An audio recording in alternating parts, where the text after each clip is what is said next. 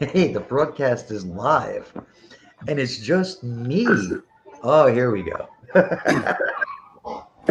Hello. Technical difficulties.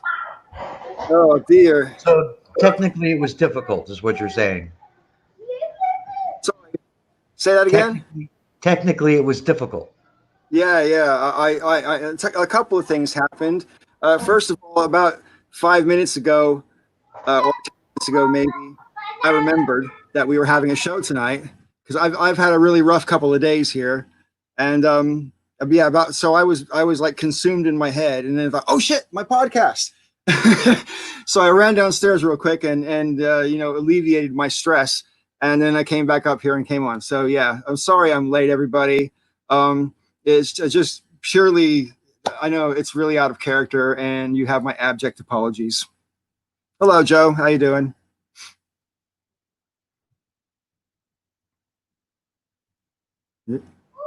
Hey.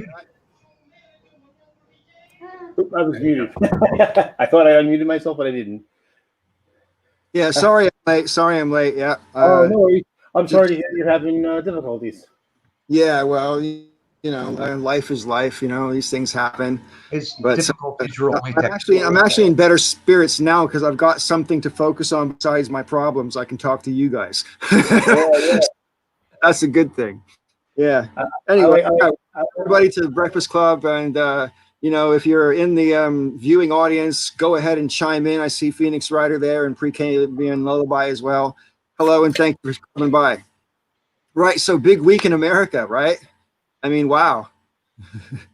It's almost difficult to know where to start. But I'm going to start with one thing that I thought was like kind of amazing and almost unbelievable because of its poetic brashness, is when they did the big Black Lives Matter. And now if you look at Google Maps and you type in Black Lives Matter Plaza, that will come up. And you can see it. So every time Trump comes in on a helicopter, every time it's going to say Black Lives Matter in front of his face. And I'll bet you he directs the helicopter to come from the other direction so he doesn't have to look at it. It wouldn't even surprise me. That's awesome. I have. Can we possibly start from a different angle? You can start wherever you want, Rob. Yeah, I don't mind. How about the return of Anonymous? Well, that is interesting, isn't it? It's.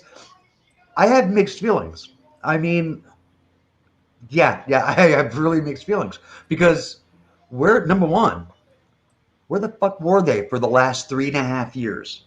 Right. They did nothing. I mean, Anonymous. We know that a lot of what they've done is bullshit. But they've done a lot of amazing things that no one else in the world could have done except for that kind of collective. They have convincingly flexed their muscle over the years. They did nothing about Donald Trump. Nothing. They did nothing. And if anybody in the world had the power to do something about it, it was them. And now here we are at the end of his first term, when the world is going to shit.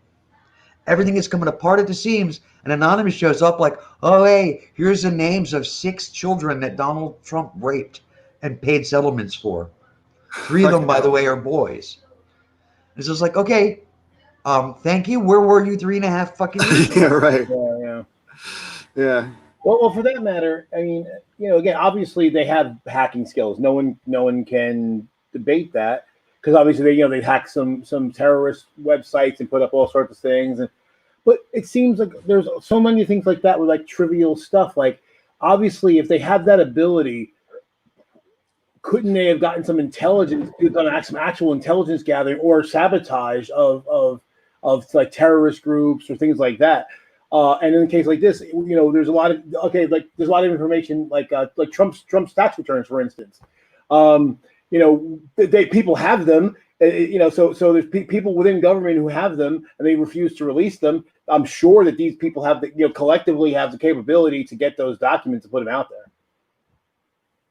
Well, I mean, I'm not very much in on the sort of whole hackers sort of subculture that I know exists and has existed since before the internet, for that matter. I mean, hacking's been going on for a long time. Right.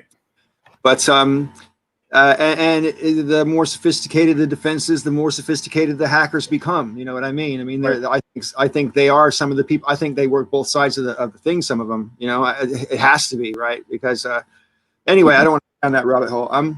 But I mean, there's no denying the whole thing. I think that we have to be conscious of is that we have for at least the past 10 years, if not 15 years, been the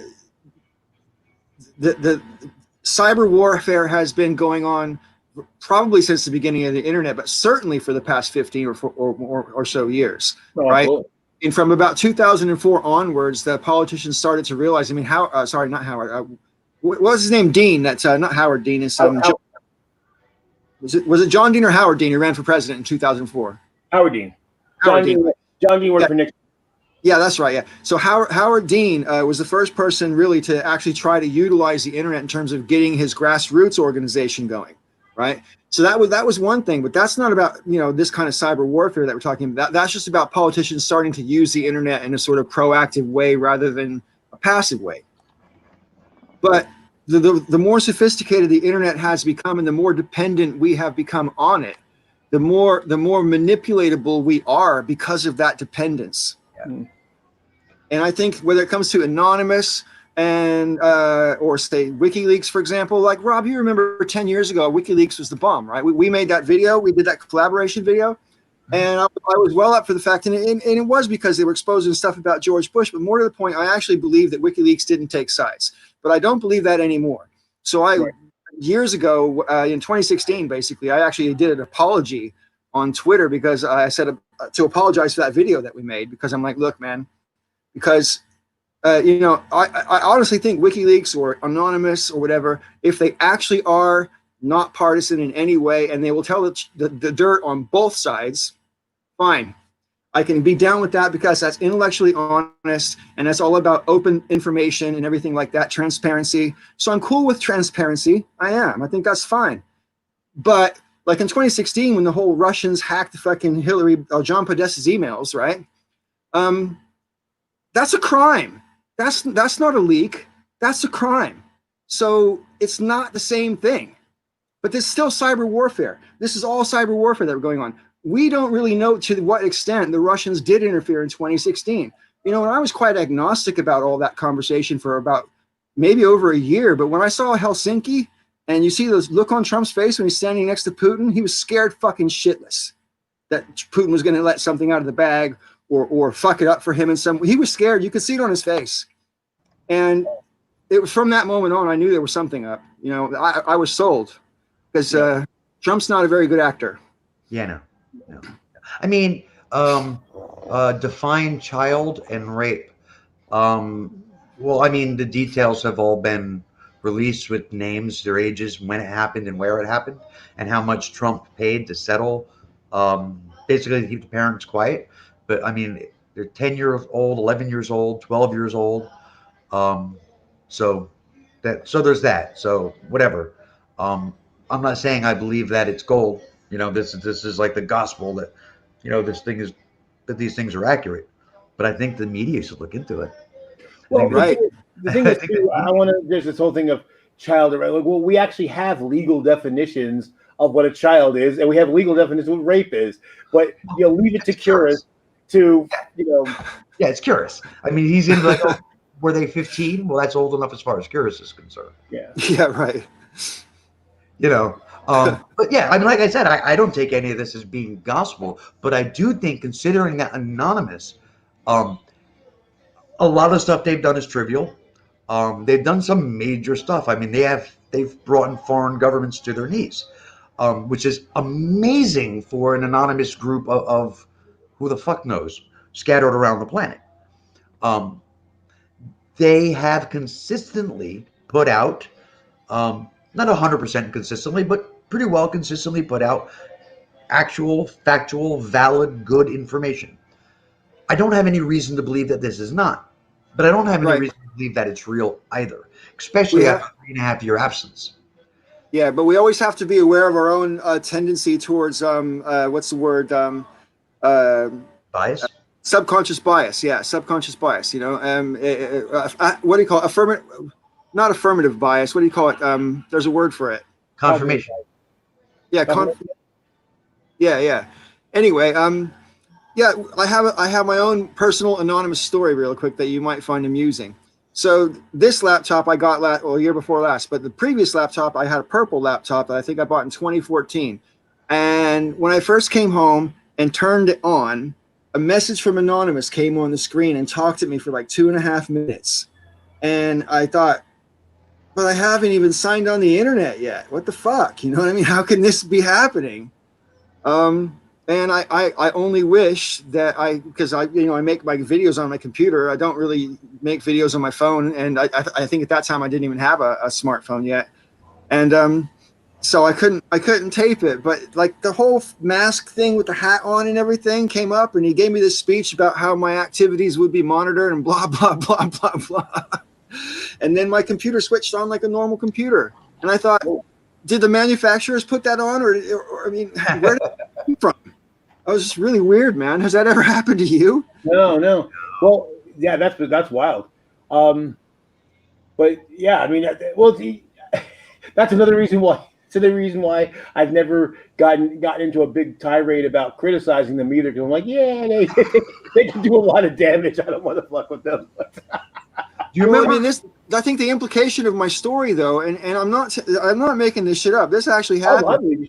Upon thinking about it, the implication is that somewhere along the manufacturing process, they managed to get this put onto the computer in whatever way that's possible. I don't know. I'm not a tech guy. Joe, you might be able to answer that better than me. What they could have done is, but if they did get it on there, that means just because I had an announcement, I might know about it. But what about if they don't put the announcement on there, but they still get their shit on your computer? Because if they can get an announcement on my computer, they can get anything else on my computer too.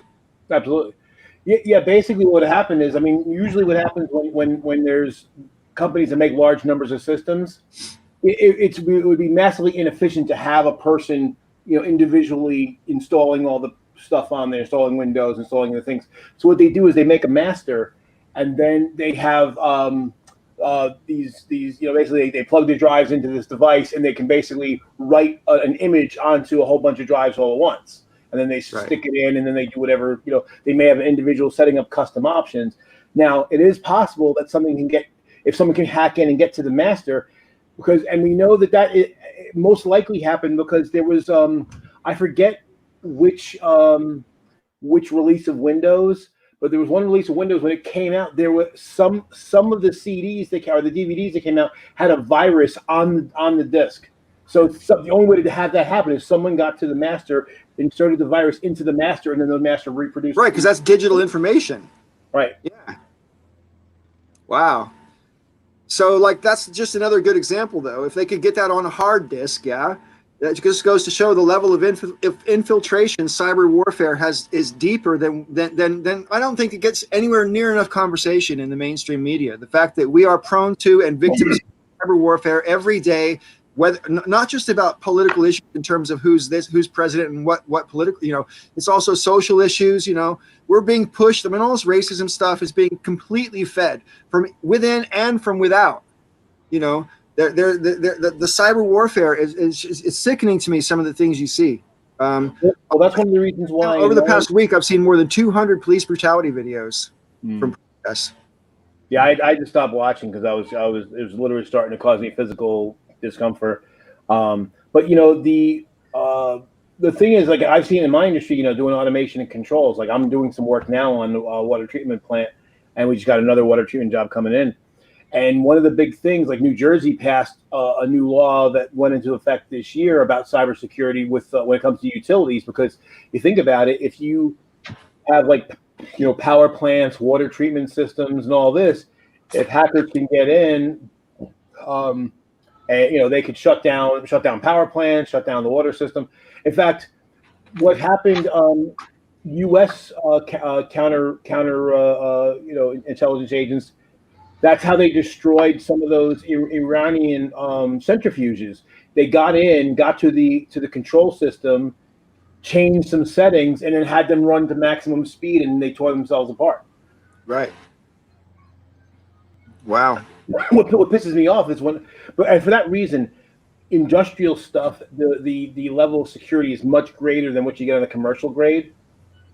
But yet I keep having arguments with the IT people and various clients because we need remote access so we can support these customers from a distance, and they always argue over what we can put in and what we can't put in, and the stuff that they want to put in place is nowhere near as secure as the stuff we've been doing, because industrial stuff is like 15 years ahead of what's going on in the commercial level.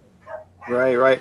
I'm so tech ignorant, right? That I mean, I just have to accept that there's probably shit on my computer. You know what I mean? I mean, as far as my virus protection says, there's nothing on it, but I don't believe any of that stuff. I don't, except for when I buy plane tickets or concert tickets. I never spend money on my computer. I just don't like doing it. But it doesn't matter. Even if you do it once, I suppose that's too much, right? But yeah. Well, I won't do it on my phone. I'm fairly, like, at least my current phone, I'm fairly certain it's been compromised. So people are like, I want me to, send money, like, oh, say use WhatsApp or something like no, because I'm almost positive my phone is compromised, and I'm not entering anything financial that someone's going to pick up and drain my bank accounts. I don't do anything. My computer, I don't do anything. I don't run antivirus. I don't even turn it off. This computer has been running nonstop for years. Computer for 5 years, 5 years, almost 6, yeah, almost 6 years, and it's running almost completely nonstop, 24 hours a day. So I don't know anything. I don't clean it out. I don't know. Actually, that's not true. A couple of weeks ago, I actually got rid of thousands and thousands of files of porn. That's funny.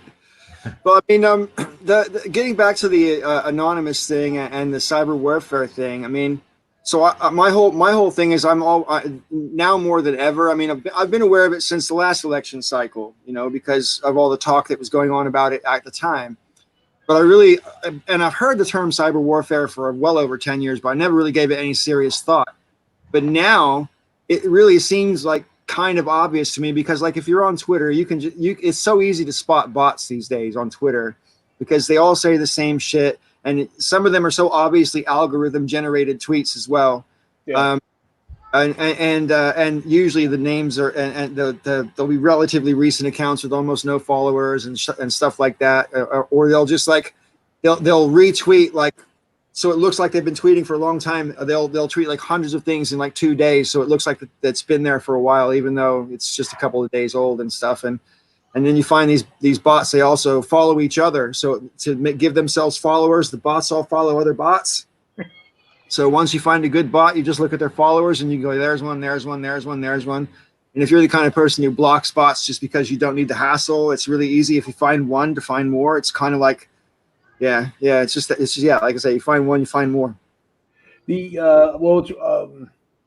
What's funny is occasionally I've run into posts from people from things that they're not bots, but they're some of the hackers that are posing as different people. And yeah, I mean, again, there's something about them, particularly the Russian ones, that kind of stands out to me now. So every once in a while, when I think I've got one made, I'll say, "Okay, Ivan." And then on more than one occasion, they've just replied back to me with a smiley face. So obviously, like, they know they're made, and they're like, "Fuck it," they don't mind. They don't mind letting me know. Yeah, you made me. That's funny.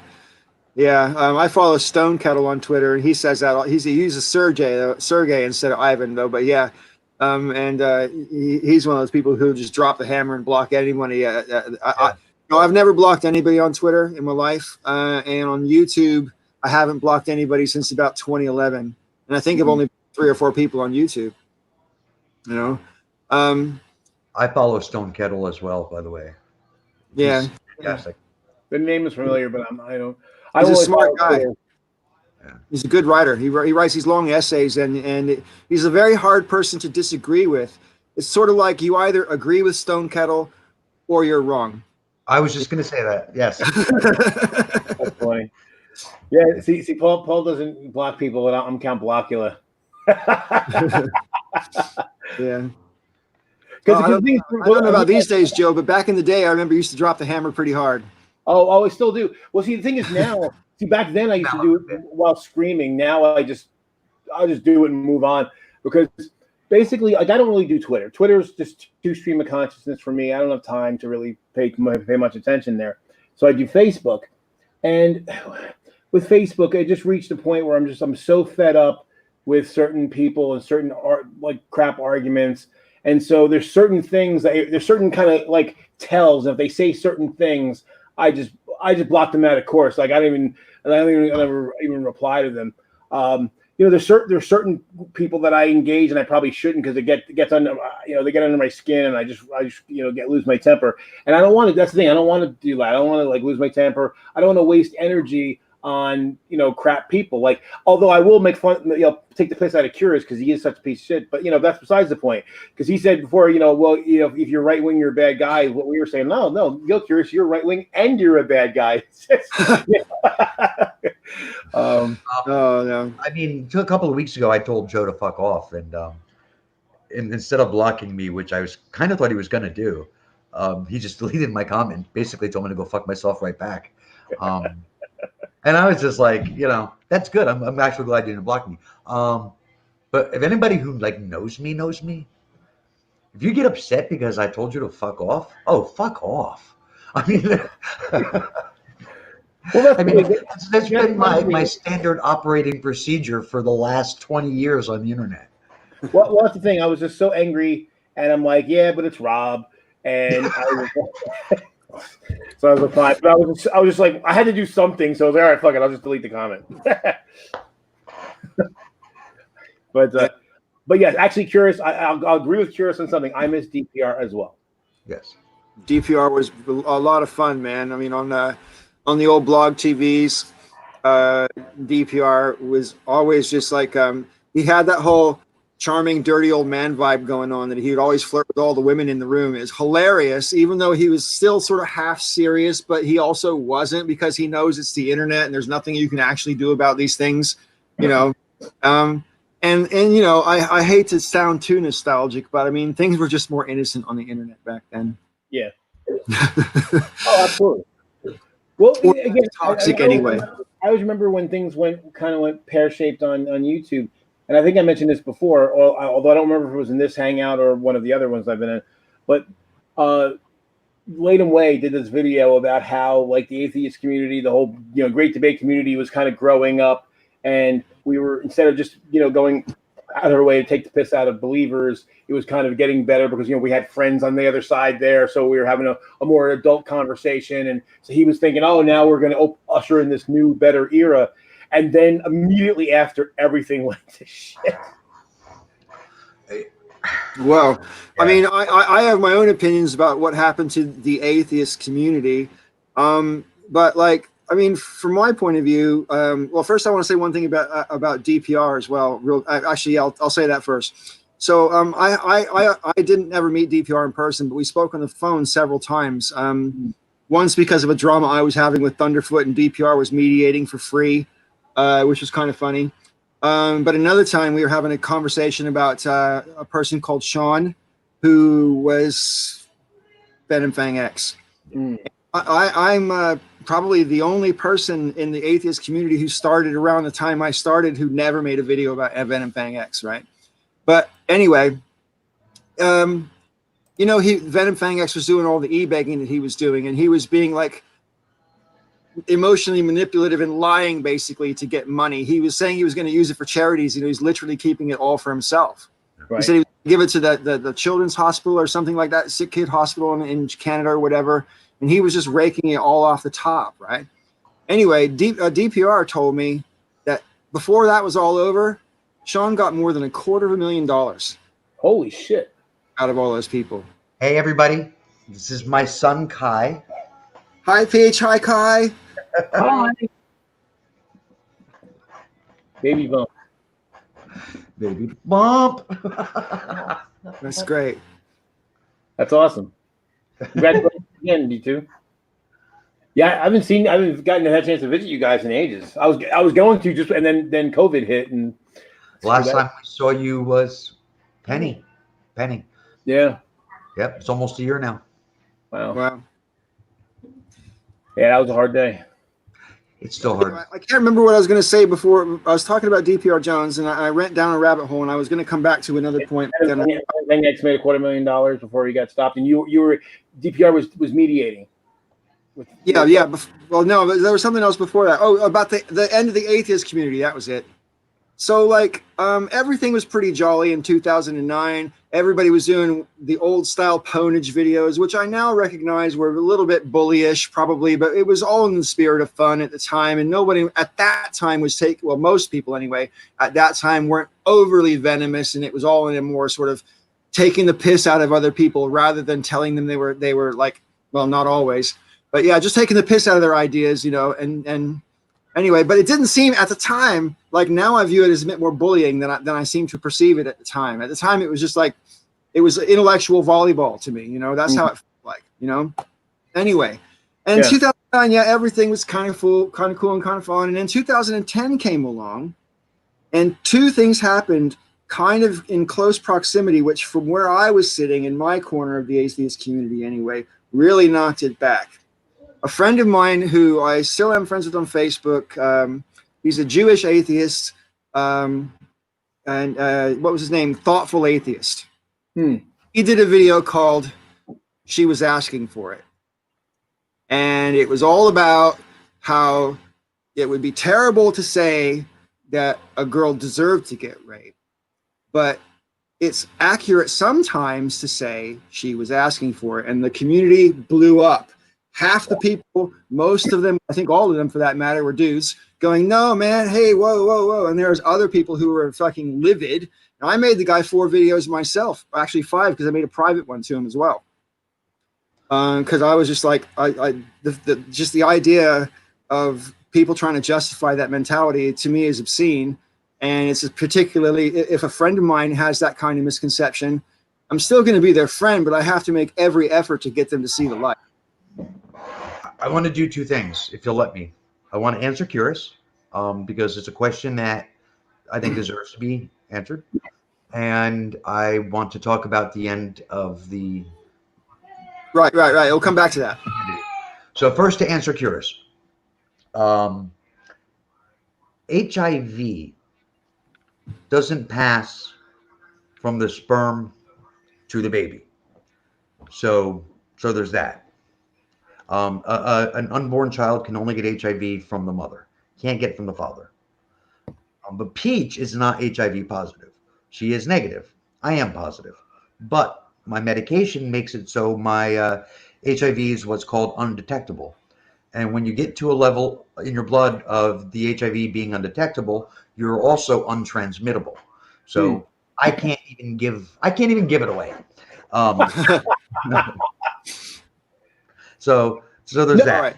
It's a fair question. Thank you for asking it, Curious. Okay, I actually want to respond to something, in a positive light to Curious, because he said he should just Google. No, I think it is good to ask people questions, if they're willing to answer, because and this is something actually I rave about on Facebook from time to time.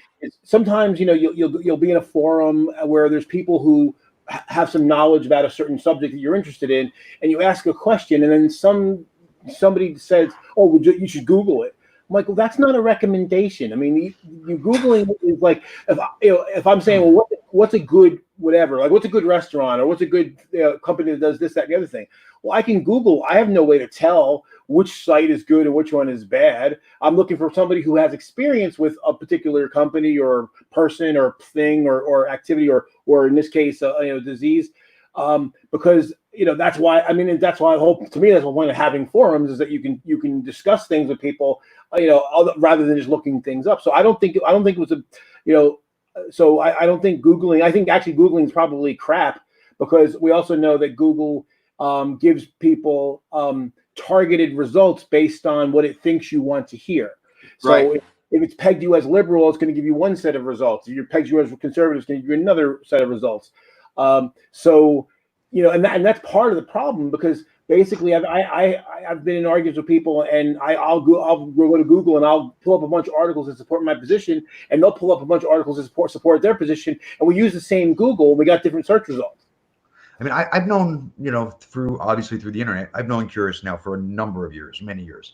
And he and I have gone at it really, really hot and heavy.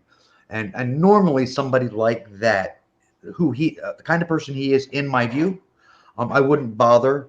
And I would just say, screw you, Google it. But the question seemed so sincere and not trollish in any way, shape, or form. He deserves an answer. Right. So there Fair you play. go. You All right. So what's your opinion, Rob, about the demise of the atheist community? Because for me, the first thing was the rape conversation, which split the community pretty far down the middle. And the second thing was the whole Draw Muhammad Day thing, and the whole, that was the very first Thunderfoot drama. It was called South Park versus Islam, that was horrible. To use a figure of speech, those things, and especially because they happened so close together, those things, basically what it did was, again, to use a figure of speech, it separated the men from the boys. So as soon as, actual world events and topics of feminism got involved, you saw a splitting and not just a splintering of all these different factions. And it's, you're separating adults from children. People who could handle the conversation went in one direction, and everybody else just kind of, threw eggs from the sidelines. Yeah, right. Yeah, I'm gonna basically add to that. I think that's true, especially particularly the feminism issues, because and part of it was, as these conferences were growing and more people were going to the conferences, and so more women were attending.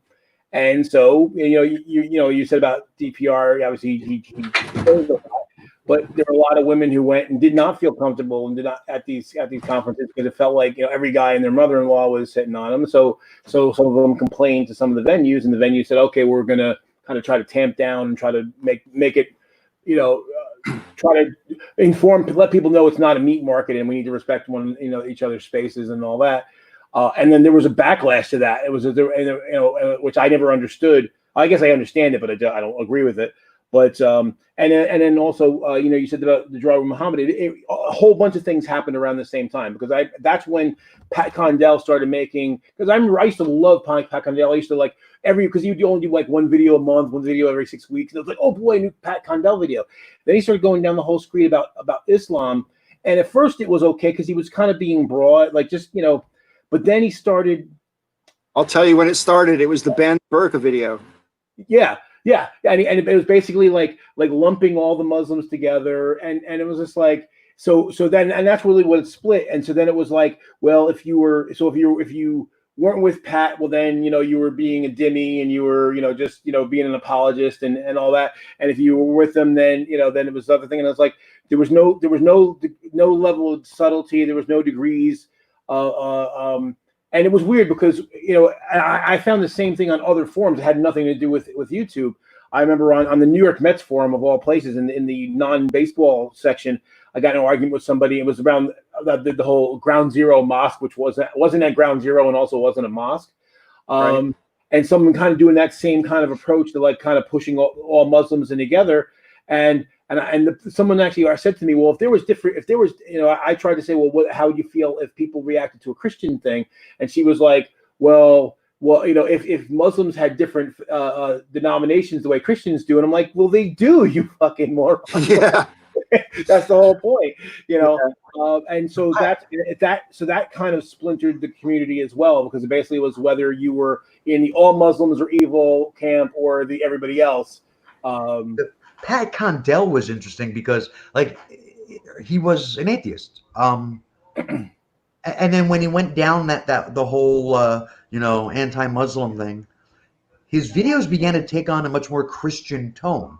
Where he was right wing tone. That's why it was extremely right wing. Christian point of view. It's just like, dude, I thought you were an atheist. Right.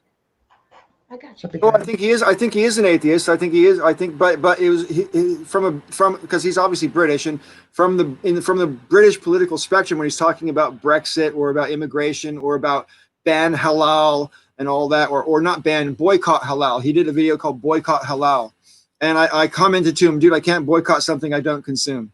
Well, so that's actually when I made my stealth jihad burgers. video. Because I remember seeing that video, and that was when I broke. Because up to that point, I was kind of willing to give Condell the benefit of the doubt, and that video was so ridiculous because the same, basically halal and kosher. They're not identical rules, but they're very similar. There's a lot of overlap to the point where I do some work in food and beverage, and I know of a rabbi and an imam who actually trade off sanctifying the equipment for kosher and halal and inspecting it. But basically, it was like you said, it was, I don't consume it. And the idea that somehow like that was cultural overthrow because basically what happened is a lot of British restaurants, particularly fast food restaurants and quick restaurants, decided that they were going to just buy halal meat because it was easier. This way they didn't have to have separate meat. And right. And it was all business. It had nothing to do with them acquiescing to Islam. It was just like, hey, we have a lot of customers. And it's like deciding to go no smoking, even though some of your customers smoke. Exactly. So that's why I left. It was a completely green decision. It had nothing to do with left, right, center, blue, red, any of that crap. I want to stop you for a second there, Joe. I'm going to bring in a comment from the viewers here, because Byron of Sidious has been in the around. I recognize that name from a long time ago. So I can't actually. I can't actually remember when we first became acquainted. But so what he just said there about the third, there was a lot of people who just ducked the fuck out. They're like, these conversations are toxic. This isn't fun anymore. I'm getting the hell out of here. A lot of people.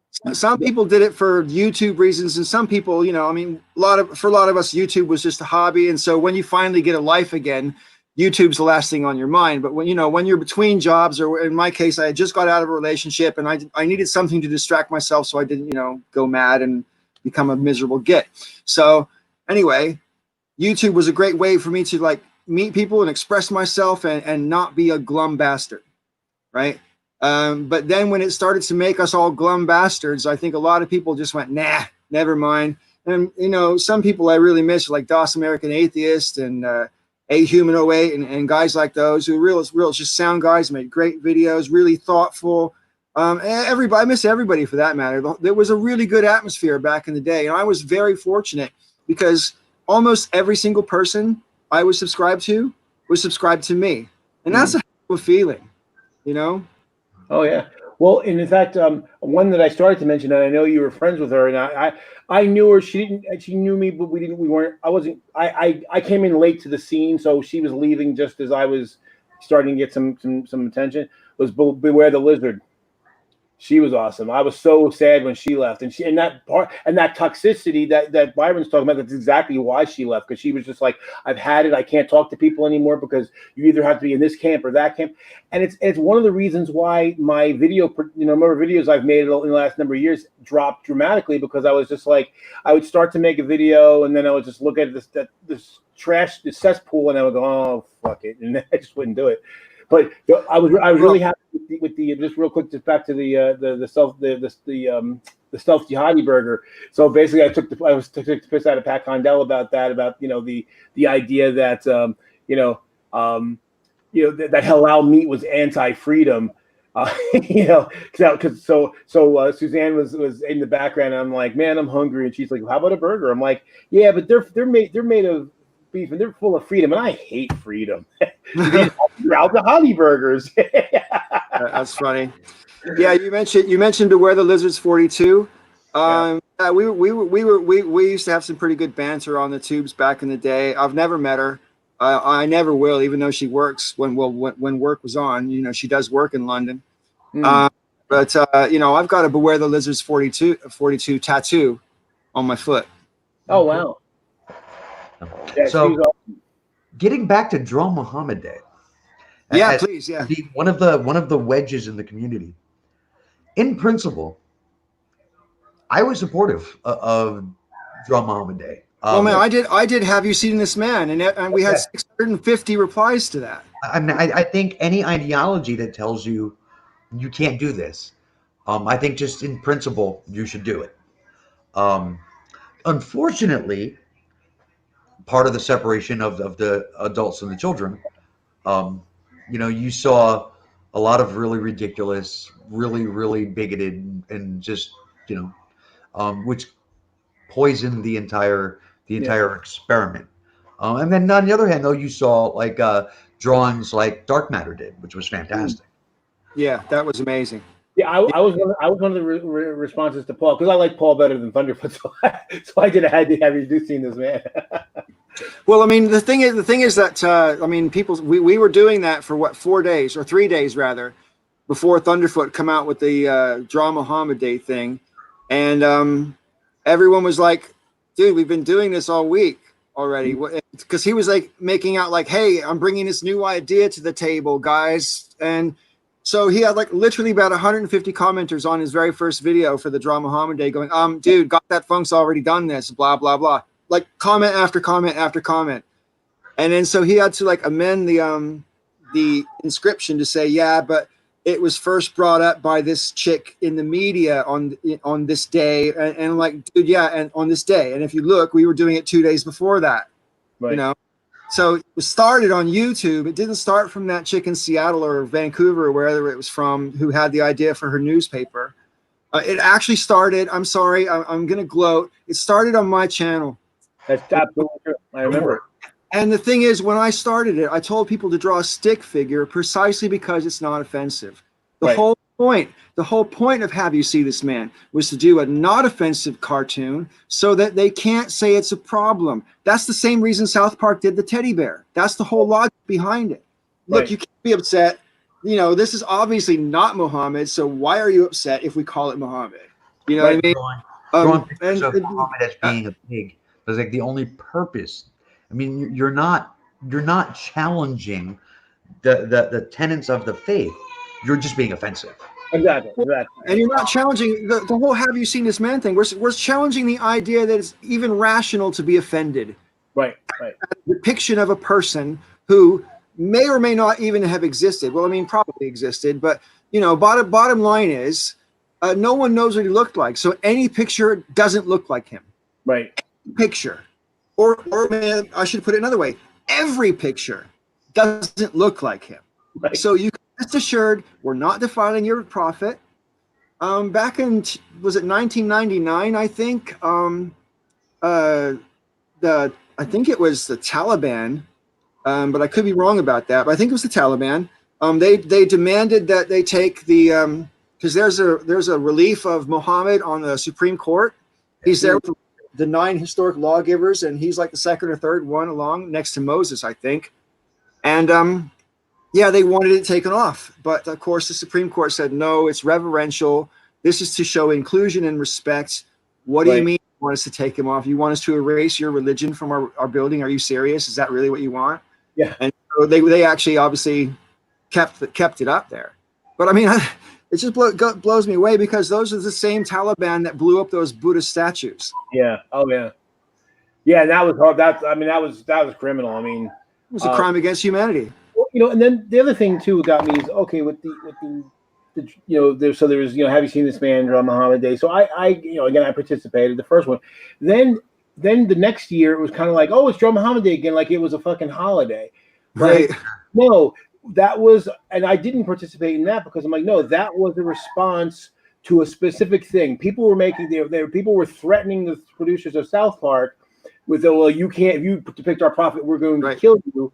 So that was a response to that. It's not like, and because basically for some of these people it was like, oh, it's annual, let's piss on Muslims Day, and I was like, no, fuck that, I'm not part of that.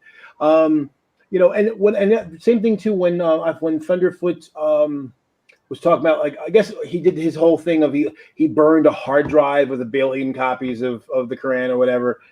So and there were a bunch of people, you know, his followers going and burning actual Qurans, which again you can do if you want to, but I have I object in principle to burning books, even books I don't like.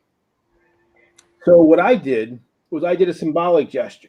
But what I did was I put books. So I had, like, you know, the Quran, the Bible, the Torah, all this on little slips of paper, and then I also included Principia, you know, the Newton's, you know, motions of the planets, all these things I do, you know, origin of the species. So and I burn them. So yeah, you can burn the physical media, but you can't kill the idea. And that was the point I wanted to make.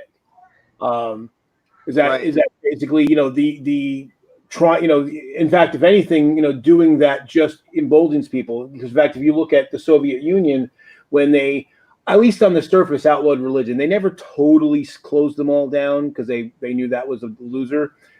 But basically, once the Soviet Union collapsed and the prohibition on religion went away, holy shit! Like religion, like temples and churches and stuff cropped up immediately, and you knew that was because there were people under there all the whole time had been under the surface doing this stuff.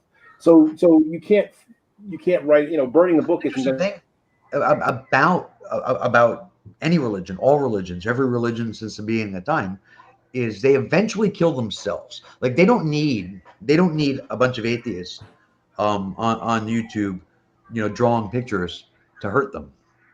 All religions eventually kill themselves. And we're seeing that obviously in the Western world, but more specifically in the U.S., where like evangelicalism is getting to the point where it's so ridiculous, and it's just so out there that they're losing followers. Right. I mean, they may look stronger than ever, but they're really not. I mean, it's all they can afford to pay for the cable time is what it is.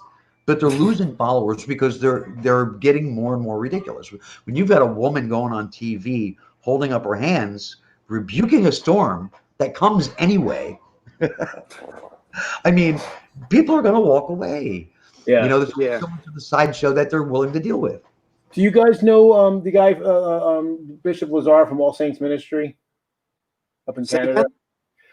Bishop Lazar from All Saints Ministry? No. Oh, okay. He doesn't make YouTube videos anymore, but he is a Eastern Orthodox bishop. Right. But he's really good. I mean, he's pro LGBTQ. He's actually, and so it's great because he's very liberal. He's constantly telling people who are Orthodox, like, hey, all the shit you're following, all that you're basically doing the work of the evangelicals, and they're lost. That they don't know Jesus and they're way off. And so I've always liked him. I've always respected him. He's probably of religious people, of religious leaders I've seen, he's probably one that I respect the most. When you mentioned he was Eastern Orthodox, I remember that I did see a video from him once, and his video was basically about 3 or 4 minutes long. It wasn't very long, but he basically was saying that if you really had a genuine faith, that evolution wouldn't challenge your faith in any way, shape, fashion, or form. Right. If your faith was genuine, you would just accept that science does not interfere with your belief. That scientific truth is the truth. It doesn't have to interfere with your belief. In the immortal words of Hank Green. Yes, in the immortal words of Hank Green. Right. Science is a process, not an ideology. Right. Well, and that's the thing. And so Bishop Lazar's point has always been like that, and basically saying that, your theology is separate. He basically said the Bible is not a history book. It's not a science book. It's not. He said so that basically your understanding of reality should comport to what the science shows us it is, and then your theology can fit inside of that. But so and his point is that because of these the evangelicals and these biblical literalists and apologists with really horrible ideas like Seitan Brudenkate, that he's basically they're making more atheists because people, particularly younger people, hear this stuff, they realize it's bullshit because it's like, well, you're telling me things that literally I can go and look at and see that you're wrong. And like, and it's not. Sorry, yeah, and it's not just that. It's also like Rob said, they're making themselves look ridiculous, and that's like beautifully evident this week with Trump going across the street and holding up a Bible that looks the way he held it looked like he never held a book in his life, much less a Bible, and it looked like it was burning his hand. You know what I mean? It was like he looked like he was, and he held it upside down and backwards. And we all know, it was so obviously a prop. We all know that he has held Mein Kampf, so that's true as well. But like. But he was holding it. It was so obviously a prop, and it was so obviously a stunt. I mean, you imagine if Obama tried that stunt, right? They would all be. It just kind of blows me away. But what I think, even like the hardest Trump fans who are hardcore evangelicals had to look at that and go, "You must think we're chumps." Some You some of must them take have us for started. suckers. Some of them have started, which I'm glad to see. Although it's amazing though how many of them are still coming up with an apologetic for that, and how somehow that was a good thing too. But when you said about like, if Obama had done it, I always think about how, on the one hand, because obviously he went to that one church where there was kind of semi-radical black preacher, so they would Jeremiah Wright. yeah, Jeremiah Wright. So they would attack him because he went to see Jeremiah Wright. So I said, oh, he's a radical Christian. But then they said he was a Muslim. So he's the only radical Christian Muslim that he's like Schrodinger's a radical. Is he a radical Muslim or is he a radical Christian? Well, you can't forget Obama himself was a gay atheist, radical Muslim. So Yeah, a gay atheist, radical, non-American Muslim terrorist. Right. Oh, and then to answers one Curious's question, he says, can he be anti-theist against Islam? I'm like, well, it would seem to me that if you're an anti-theist, then you'd be anti-theist against all religions. I mean, that's kind of what the whole point is. Yeah. Now, and look, it's okay to say, look, based on currently, I'm more concerned about one religion than another. Like, because for instance, like Jainism. I mean, Jains aren't going around beating people up. They're not forcibly converting people. They're not blowing up monuments. So they won't even step on a bug. They won't even step on a bug. So yeah, I would say as religions go, Jainism is a lot less worse than any of the others. But so yeah, it's okay to differentiate, but it should be based on, at least when if you're going to judge. See, and there's a difference between judging of the religion versus the people who follow it. Plus the fact, again, when you lump an entire religion together, it's just like if you attack evangelicals based on something that's in Catholic doctrine that evangelicals don't like. You used to like for instance, transubstantiation and the host turning into water, blood, and right. Flesh.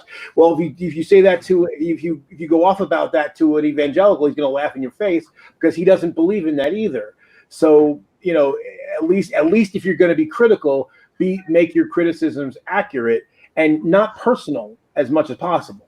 And the problem with the idea of being anti-theist against Islam, if you're a Christian, is it's the same God. Yeah. I mean, the God of the Bible is the God of the Quran. It's the same God. Right. So you can't be anti-theist. If you're a Christian, you can't be an anti-theist for Islam. You can be anti-Islam or Muslim teaching or Islamic teaching, but you can't be anti-theist against Islam. It's the same God. So, yeah, I just want to get a comment from Phoenix here real quick. So I'm glad they got rid of the Confederacy monument in Birmingham. The Daughters of the Confederacy hot-footed around so many years after that war and stuck up monuments. And then the next one real quick.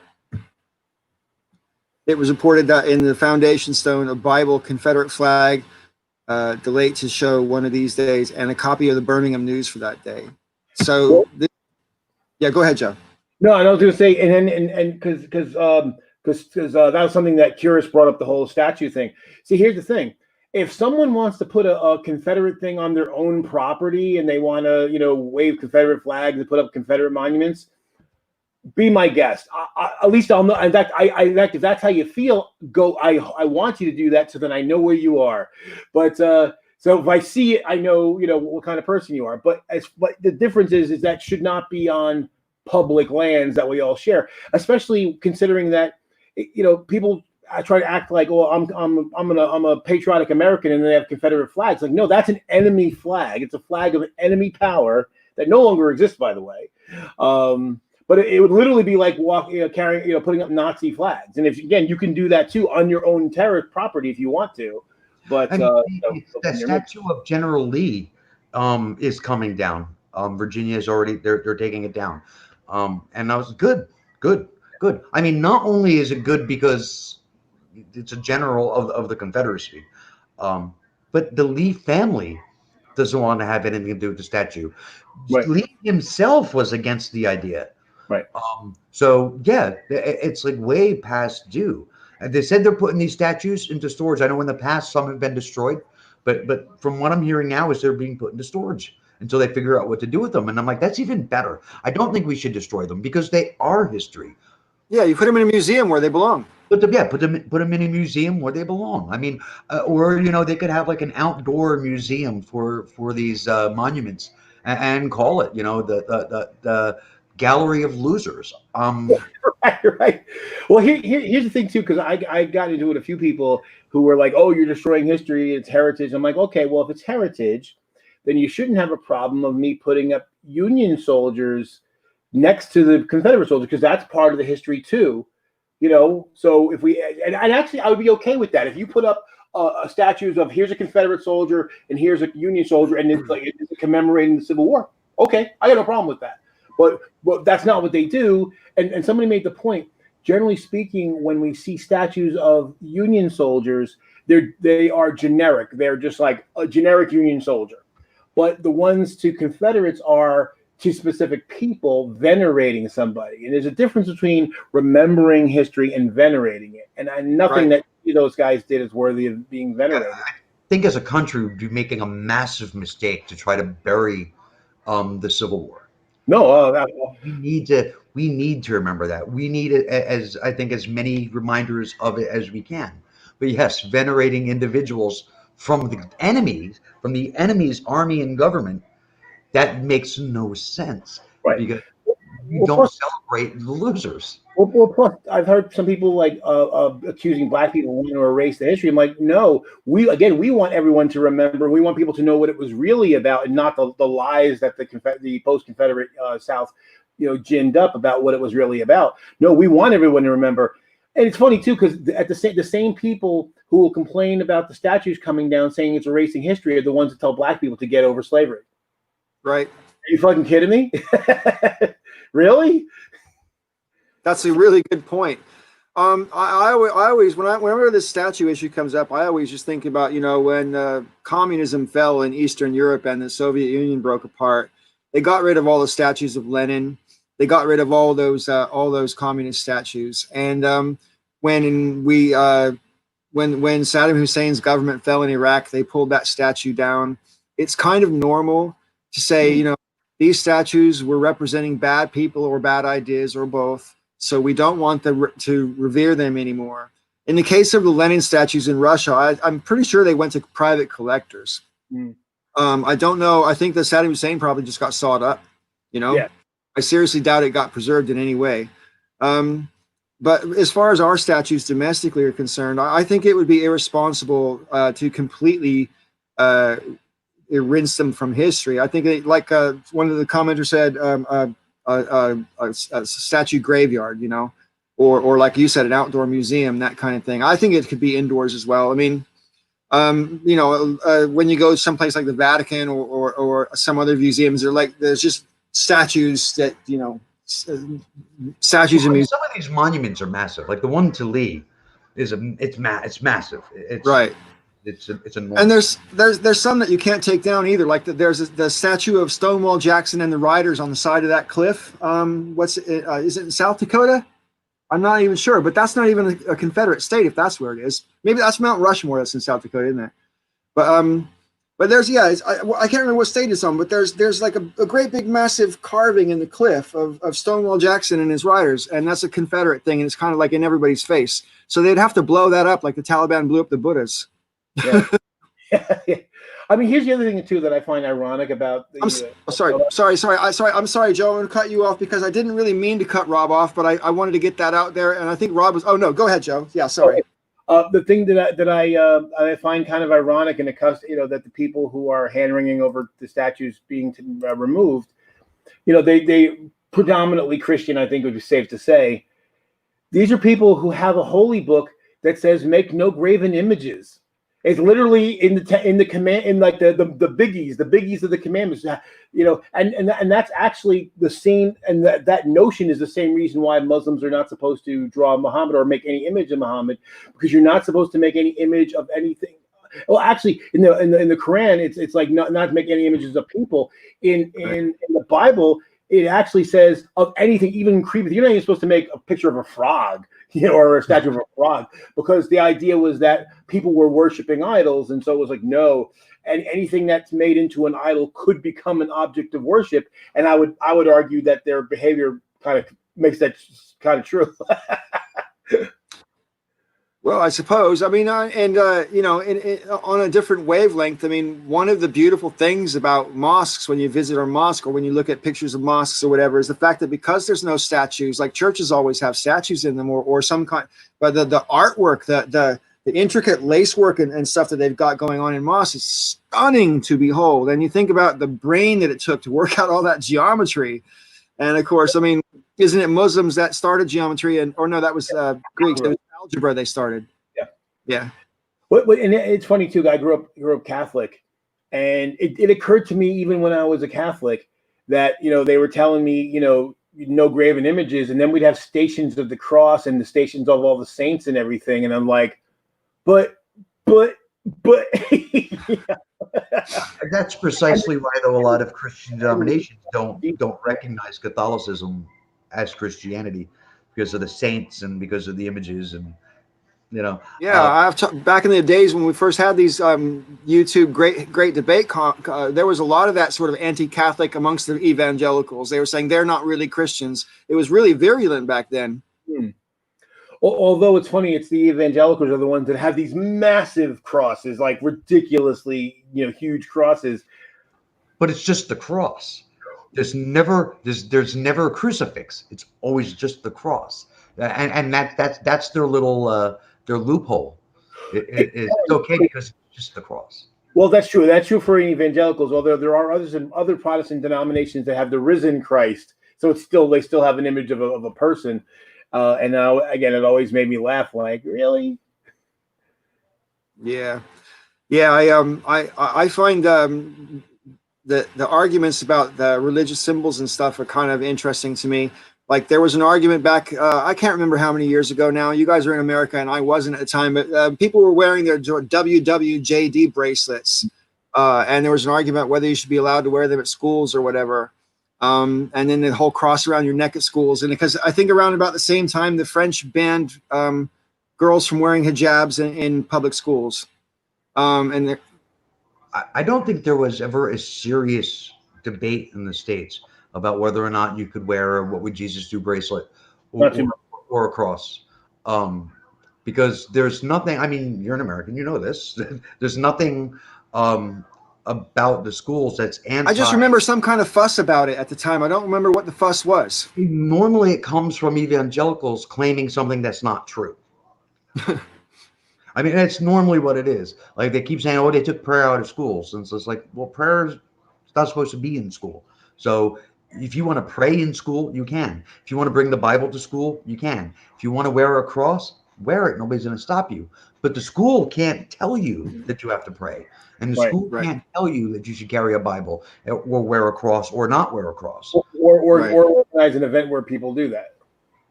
Right. At best, you could have a faculty advisor for a club because you had to have one in most schools, but that was as far as it could go. Or a religious history class. There could be certain things that they could demand or not demand, whatever it is, based on what the curriculum of a religious history class is. But as far as the school itself, completely neutral. It's not pro or against. It's just completely neutral. But neutrality, from an evangelical point of view, is the same as being anti. Well, you say that because that's kind of the French approach, but from the other angle. So for the French approach, to be neutral, they ban it all. You can't wear a Jewish thingy. You can't wear is it yarmulke? Is that what it's called? Yeah. Yarmulke, and you can't wear a cross around your neck, and you can't wear a hijab. You can't wear any of it. It's a public school, it has to be secular. Everybody has to be equally secular. No religious symbology whatsoever. Yeah, see, I actually, as much as I am anti-theist, I actually disagree with that because I feel like that, again, it would be wrong for the school to put it up, be wrong for a government agency to put it up, but to prevent somebody from expressing themselves, unless there was either a safety reason, like obviously if you're working on machinery, you want somebody can get pulled in, or if somebody was being disruptive, like deliberately disruptive with it. Now I know sometimes what ends up happening is somebody doesn't like something, and this has happened, like I got a shirt and someone doesn't like it, and then they're attacking me and they say, oh, the shirt's disruptive. Like, no, I'm not disruptive. The person attacking me is disruptive. Because, to mandate that you cannot wear religious apparel to school isn't neutral. I mean, they might make it's only neutral in the sense that they do it to all the religions, right? But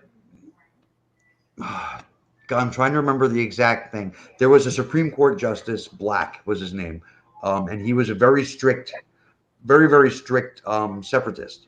The wall of separation is absolute was what I believe one of his quotes. But I mean, even he believed that making a determination against any religion or all religions, if it's a determination for or against, you're still involving the state in a religious decision. Right. Therefore, you're not neutral. Right. I actually understand that point of view. Like, even if it's across the board. So the best, and my point of view, and apparently Justice Black as well, the best approach is completely hands off. As long as your religious garb isn't interfering with your ability to learn or safety, have at it. We can't tell you yes, we can't tell you no. That's you. That's your relationship with God.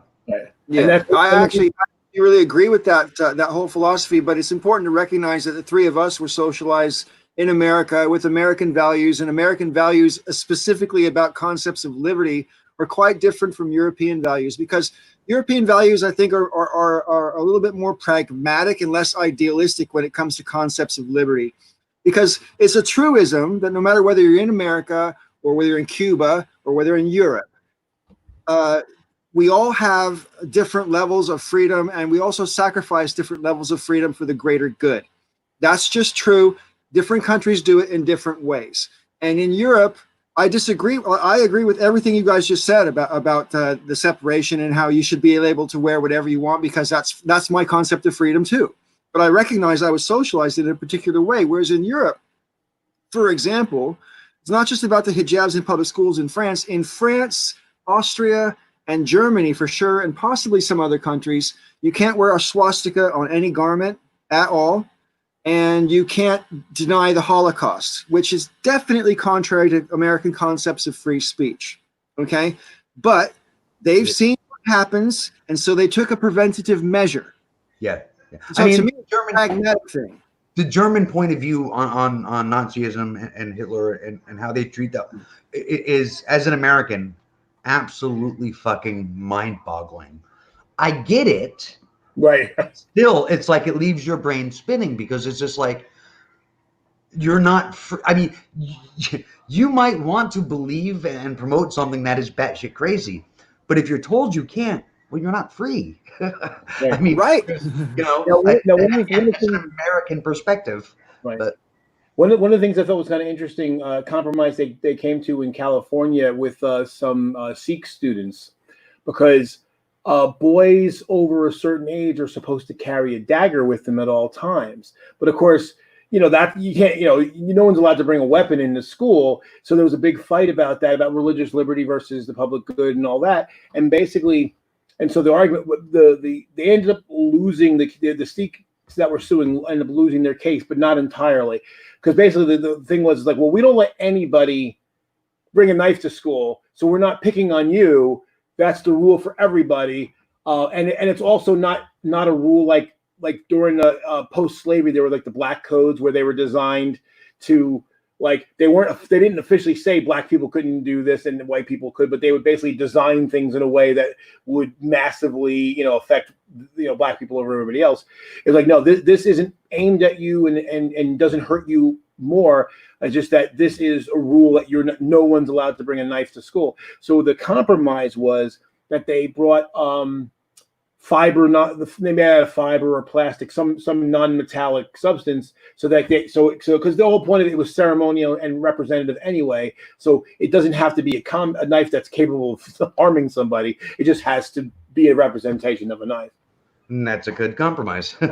As long as everybody agrees and nobody really gets what they want, that's a good compromise. Right. And green. That's basically what happened. Is they basically made plastic daggers or like rubberized daggers. So this way, they looked exactly where they were supposed to. They just weren't deadly. Well, yeah, like anytime people can come to a compromise, that's always good. But getting back to the overall concept of liberty and how different peoples see it differently. And last week we talked about concept of justice and how throughout history, concept of justice have evolved and gone forward and backward and then forward again, sort of a thing. And it's convenient to think that we've got things figured out, but it's also just a reality that, as time goes on, both concepts of liberty and justice will change depending on who's in power, who's coming up, and blah, blah, blah, blah, blah. The American model, American concepts of liberty were forged in the fires of the colonies owned by Great Britain. Yeah. They were written down by highly educated men at a time when the country was mostly illiterate. And our concepts of liberty, our ideas of free speech and liberty are, even though, I mean, I'm sure I've seen it in places, if not written precisely this way, but at least alluded to. Our concepts of liberty and free speech and everything else are contingent upon education. Education was, to our founding fathers, was massively important. You had to have an educated citizenry to have a thriving, free society. I mean, and they had absolutely nowhere to pull that from because it didn't exist yet anywhere in the world. I mean, we were really the first. But still, it was their belief. And I never really thought about that a whole lot until very recently, because it has become clear that they were absolutely correct. That over the last, 250 years, we have seen a dumbing down of America. And we've seen that people don't understand free speech. They don't understand their rights. They don't understand what liberty is. And we have a country full of Karens. Yeah. Yeah. And sorry, go ahead. No, go ahead. Oh, yeah. You make a really good point about how people don't know their rights. And that's something that I take for granted because when I was in school, I made a big point about, at the time I had the Bill of Rights memorized. I don't have it. I'm old now. I can remember some of it, but not all of it. I know which amendments are which, but I don't remember them verbatim. Anyway, but I was watching a video just earlier today as I was scrolling through various police brutality videos on Twitter and other videos on Twitter. And I came across this guy who there was people just standing on the sidewalk demonstrating, in a town. And dude comes out of his shop with a fucking chainsaw. And he's like, you don't have the right to stand here. And he fucking starts with his chainsaw and starts waving it around at a crowd of people. Right? And so obviously a police officer shows up in pretty quick order. And he's bitching at her saying, these people are, violating my rights of my store and you need to arrest them. And she's like, sir, they're not breaking any laws. They're not doing anything wrong, But he thinks that because he has a shop, if you're not like, I guess, a customer or just walking past the shop, you don't have the right to just stand there. He actually thinks that he has the right to tell you to get away from the front of his shop because it's his shop. He thinks he owns the sidewalk, basically. Right. and that's something that a lot of people don't understand either, like the idea that the sidewalk is a public easement. So even though technically, and it's funny because I'm a homeowner, I'm responsible for the sidewalk in front of my house. If somebody slips and falls on the sidewalk, I'm on the hook. But I own the land underneath the sidewalk, not the sidewalk. It's a public easement, and I have to allow people to pass my dwelling. It's the same thing. I watch a lot of the legal channels now. Leto's Law is a good one, and he talked about how if you own land that has a brook or a stream or a river or even a lake on it, you own the land underneath the water. You don't own the water. So the water is a public easement. Everybody has to, as long as there's a public easement to get to it, then other people can can go by. So there was a case where a guy basically went out and threatened people who were fishing on a river that passed through his property. He was like, well, that's my property. And the law was like, no, it isn't. They are sitting in the water and they're not on your land. So you lose. Well, just like all these jokers that went and tried to take over the state houses a few weeks ago, that they think that their rights are being violated, and they're completely not. They're arguing for rights that they do not have. So That's a good point. You can't dam a river that runs over your property either, because now you're depriving the properties downstream of that water which you don't own. Right. A good way to think about it is the water is in motion. It's moving. So the water that was on your property when you bought the property is gone. It's gone. It went downstream years ago. Yeah. It was gone before you moved in. Right. The water that's here now is new water, and it's just passing through. Right. And also when you buy your house, like I remember one of the things the Lato's Law did, it might have been the same episode. He said like there were people who, if you live on around lake, any of the Great Lakes, like Lake Erie or Superior, that's written into your mortgage will be something that tells you the exact. Not only do you not own the water, even if your land's under it, but you actually have to allow people a public easement. There's like from the water line up to 4 feet, up to the normal high water stage. So that they can pass through to use the waterway, because because otherwise people could just block off the waterway and no one else could use it. So right. There were cases, and people were trying to like either charge admission or try to stop people from coming, and like, no, you can't. That's and what you think you bought is not what you bought. Well, this is another interesting difference between the way different countries approach things. For example, the concept of owning property, and in particular real estate. My mom used to own about 6.5 acres of a hillside up near the border of Sonoma and Mendocino County, right? And it was about 3.5 acres of meadow and about 3.5 acres of forest, which included redwood trees and a natural spring, right? And you couldn't see it from any of the roadways. It was completely private and everything like that. And it was like 6.5, 7 acres or whatever. Anyway, she had to pay property taxes on that every year when she paid her taxes, right? It's land. It's fallow. It's literally dirt and trees. Why the fuck do you have to pay property taxes on land that isn't being used for anything? I can understand paying taxes if you're agriculture. I can understand if you're making money with your land in some other way. I can even understand paying taxes on the land underneath the house that you live on, because that part of the land you're using. But the rest of the land that you're not using, why should you have to pay taxes on it? That's you don't own it. You're still renting it from the government. I can tell you why. It's a dumb reason, but it's the reason. It's two things. One, it's a holdover from feudalism, but where basically if you owned land, you didn't really totally own it. You're basically leasing it from whoever the lord above you was, and so that you owed a duty to them because they were allowing you to use the land to make money, to generate an income, and you had to give them a cut. Yeah. Now, and then in America, initially, we were largely an agrarian society. So most people on their land would either have farms or they would have cottage industry. So pretty much everybody, nearly everybody, that's what you were using your land for. There was very little. So it's kind of a throwback to that. And that's why even before I became a homeowner, I was against the idea. I would rather you tax me on my income. So this way, the people who make the most pay the most. Whoever who's getting the most, benefiting the most from the system, has the most duty to perpetuate the system. So, because otherwise, what ends up happening is people basically get priced out of their houses because they bought a house. They had a house in their family for 50 years, and now someone says the house is worth a lot more than they ever would have paid for it. And they're not, and it's fallow land. They're not using it for anything other than living, and they got to pay taxes. It makes no sense. Yeah, that's another thing. The house my mom lives in has been in my family for a long time. She inherited it in 1980 when my granddad died. But my granddad bought that house in 1938. Oh wow! For $800. Wow. I'm gonna check to see what that is in today's money. Well, the house is worth now about $650 grand.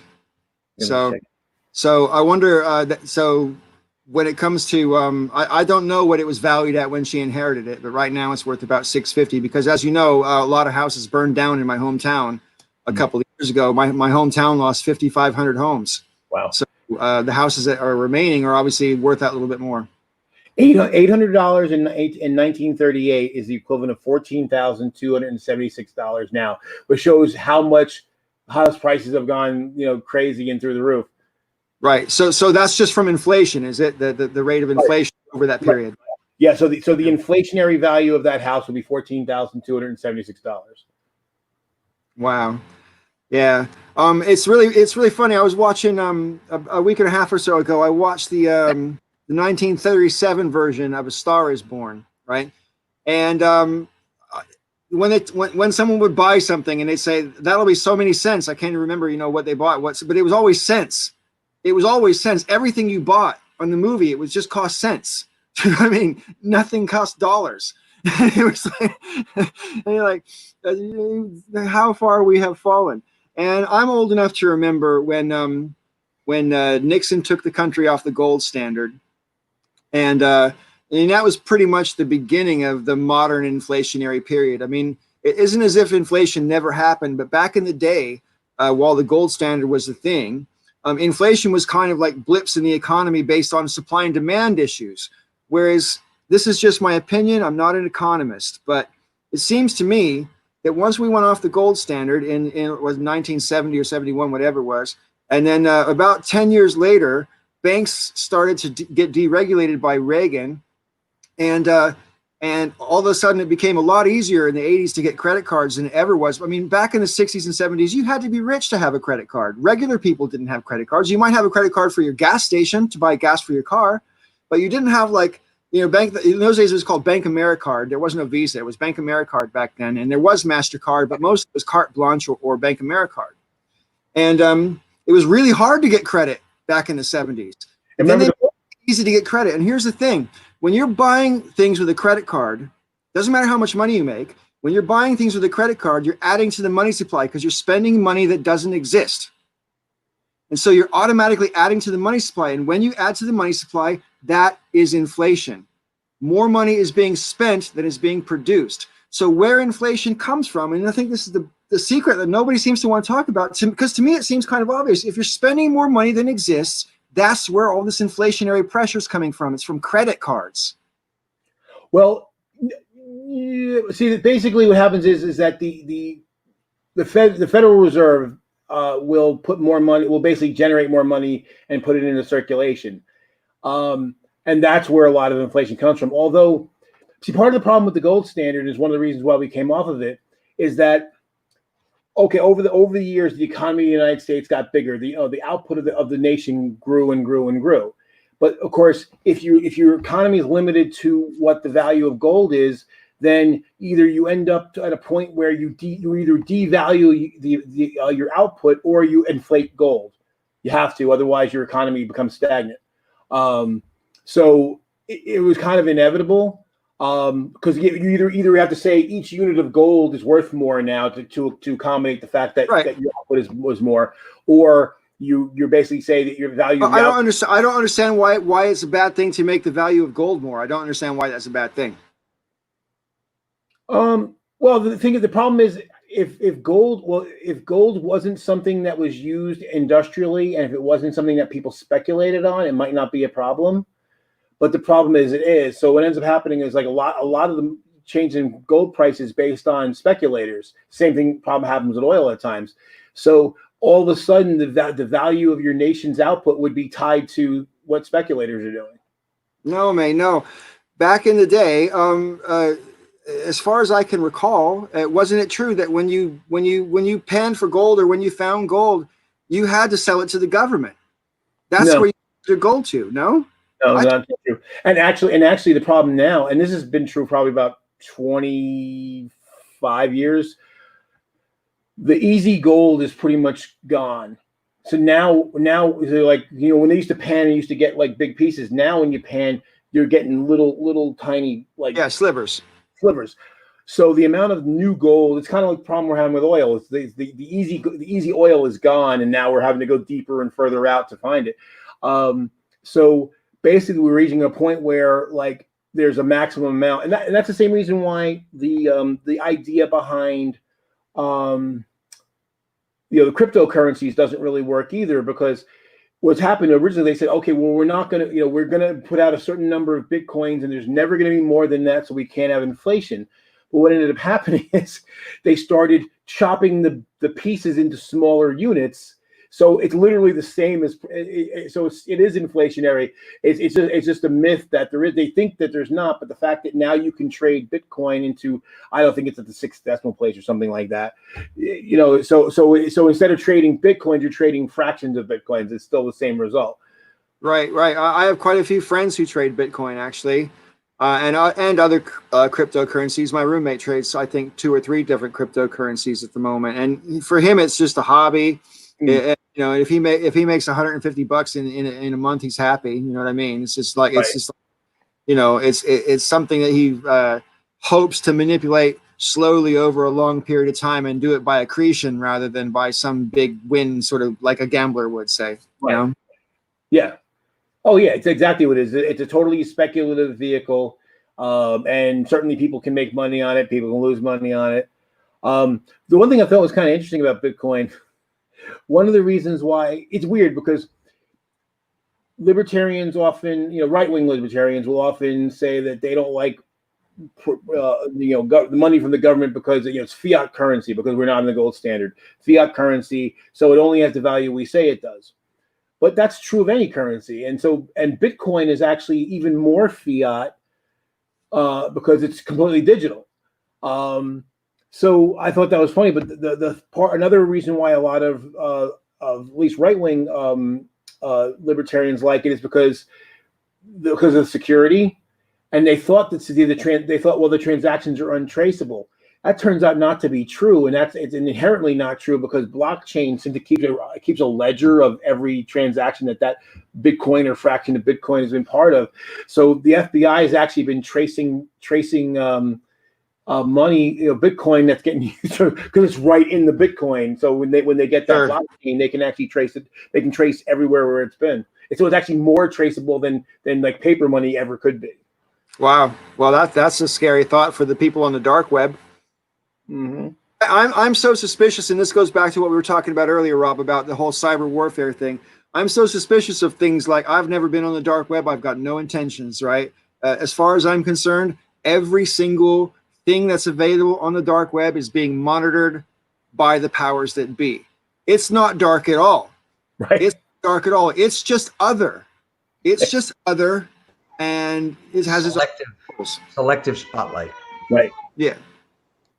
I mean, I understand there's more security that you've got to go through to get onto the dark web, and I've got friends who use the dark web for basically acquiring drugs from abroad, to be honest. And like, I just find it hilarious that all the steps that they have to go through, when, dude, you could just go down the street and pay $20 more and get the same thing. You know what I mean? It's like all these security steps they go through to save a little bit of money just cracks me up. Oh yeah. Well, that's like, I remember when Suzanne lived in Florida, and we would take turns visiting each other each month. So I would go this month, she would come up here next month, and we'd rotate. And I was trying to get, we didn't have a lot of money back then, so we're obviously trying to look for bargains. And I'm talking to the travel agent. This is before booking tickets online was as big of a thing as it is. And so I'm talking to the travel agent trying to book tickets, and this travel agent booked me on this like 4-segment flight, and it was like, it was going to be like 20 hours of travel. And mind you, we were only seeing each other for the weekend, so I didn't have a lot of extra, we didn't have a lot of time. Right. And then I'm like, well, how much money is that saving? She was like $30. And I'm like, I actually said to her, fuck $30. you turn a 2.5, 3 hour, travel to 20 hours to save $30. Are you out of your mind? I like saving money, but I'm not that desperate. You know what I mean? No. Do you fly very much, Joe? In spurts. I mean, I haven't in a while. I try to avoid it anymore because the seats are very uncomfortable for me. Obviously, if I go to Europe or then I have no choice. But but that's one of the reasons why my long trip that I took last October ended up being a driving thing, because I drove. I ultimately ended up in Austin, and I flew home. I rented a car and dropped it off. I was planning a trip for this fall, late September. Although it's doubtful that that's going to happen now. But basically, I was going to drive out to Chicago and back and make tons of stops, doing the same thing like I did last time, and visiting a lot of people. If I can avoid, it used to be like years ago. It used to be that if the driving trip was more than like 3.5 hours, I would fly, or basically, yeah.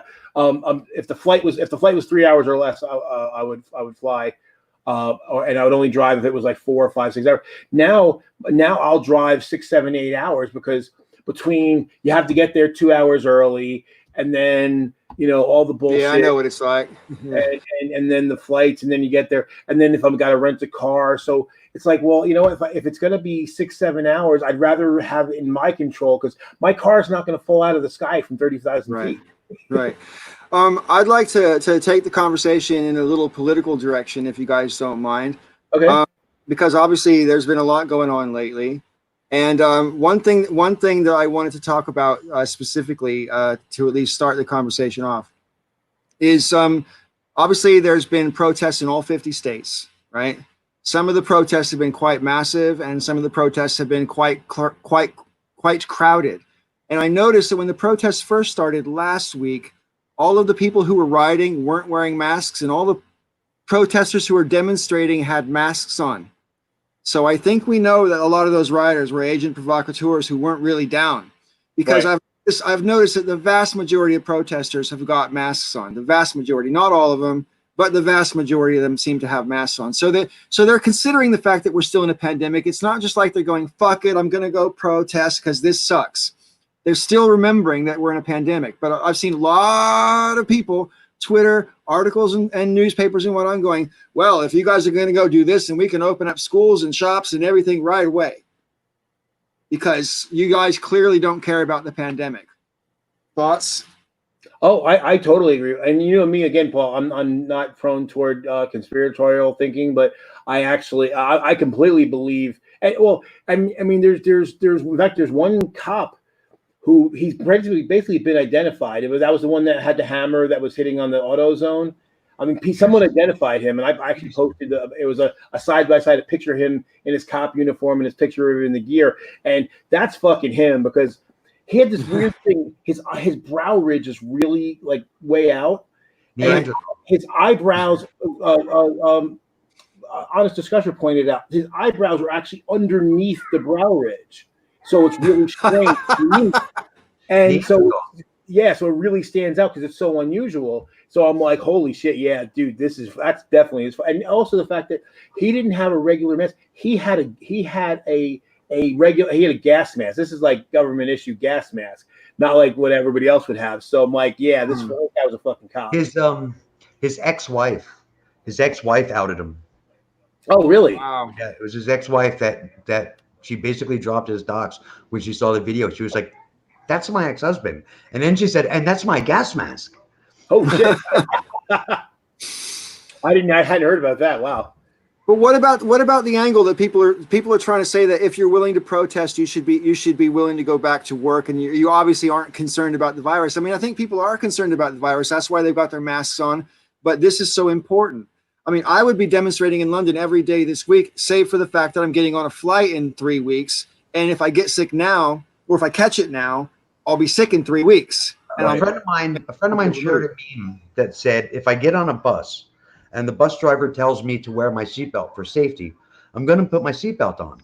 But if he stands up and starts shooting, yeah, I'm going to unbuckle. Yeah, right. Yeah, and I agree with that. I mean, well, plus, like you said, since most of the protesters are taking precautions, so I don't accept the idea that, well, if they're okay to protest, they're okay to go back to work, because again, for the most part, are trying to maintain social distancing. Plus, the fact, like you said, it's so important. Someone says, look, this is so critical that I'm willing to risk myself, and again, that's a choice. Like, because when I get mad at like the right wing guys that they're attacking clerks in a store because the store policy is if you come in our store, you have to wear a mask. Oh, yeah, I've seen lots of those. Yeah, it's nothing to do with the law. It's like, hey, asshole, you're in private property. I thought the right wing was all about private property and all about business and all that. Well, if I'm a business owner, and I am, and I say the rules are coming in my business, you wear a fucking mask, then you wear a fucking mask, or you aren't coming in my fucking business. That's easy. Yeah, that's the easy one. I totally agree with that. As regards the oh shit, I lost my train of thought. What were you saying about coming into the store? God damn it. Oh well, take over, Rob. Help me. I can't remember what I was going to say. I had a point to make, but no shoes, no shirt, no service. Right. Wearing a mask is no different. I agree with that 100%. But I'm having a brain fart, fellas. Yeah, I'm sorry about that. That's okay. But we were talking about the right wing guys, and they think that they're being, that they think that we should go back. That everyone should be able to go. Right. Yeah, that's it. Yeah, I'm with it now. So like reopening. My son is he calls himself a moderate conservative. I'm not sure what that really means, but anyway, he came up to me with an interesting idea, and I'd like to ask your guys' opinion. He said, the virus is obviously a concern, but the economy has to function for people to be able to, survive. And so what about if we got people who wanted to be locked down and were afraid to go back out because of the virus and were concerned about their health for whatever reason, whether they had a pre-existing condition or not, we'll pay them to stay home. And everybody who wants to go out and is willing to sign a waiver to take the risk of getting infected can go back to work. What do you guys think? You can go first, Rob. Yeah, I guess. I mean, I'm not sure I agree with it, but I think the idea of signing a waiver, because you can decide your own health, but you can't make those decisions for other people. Other people, right? Yeah. Yeah, I think part of the problem with that is it's the myth that it's only about your health.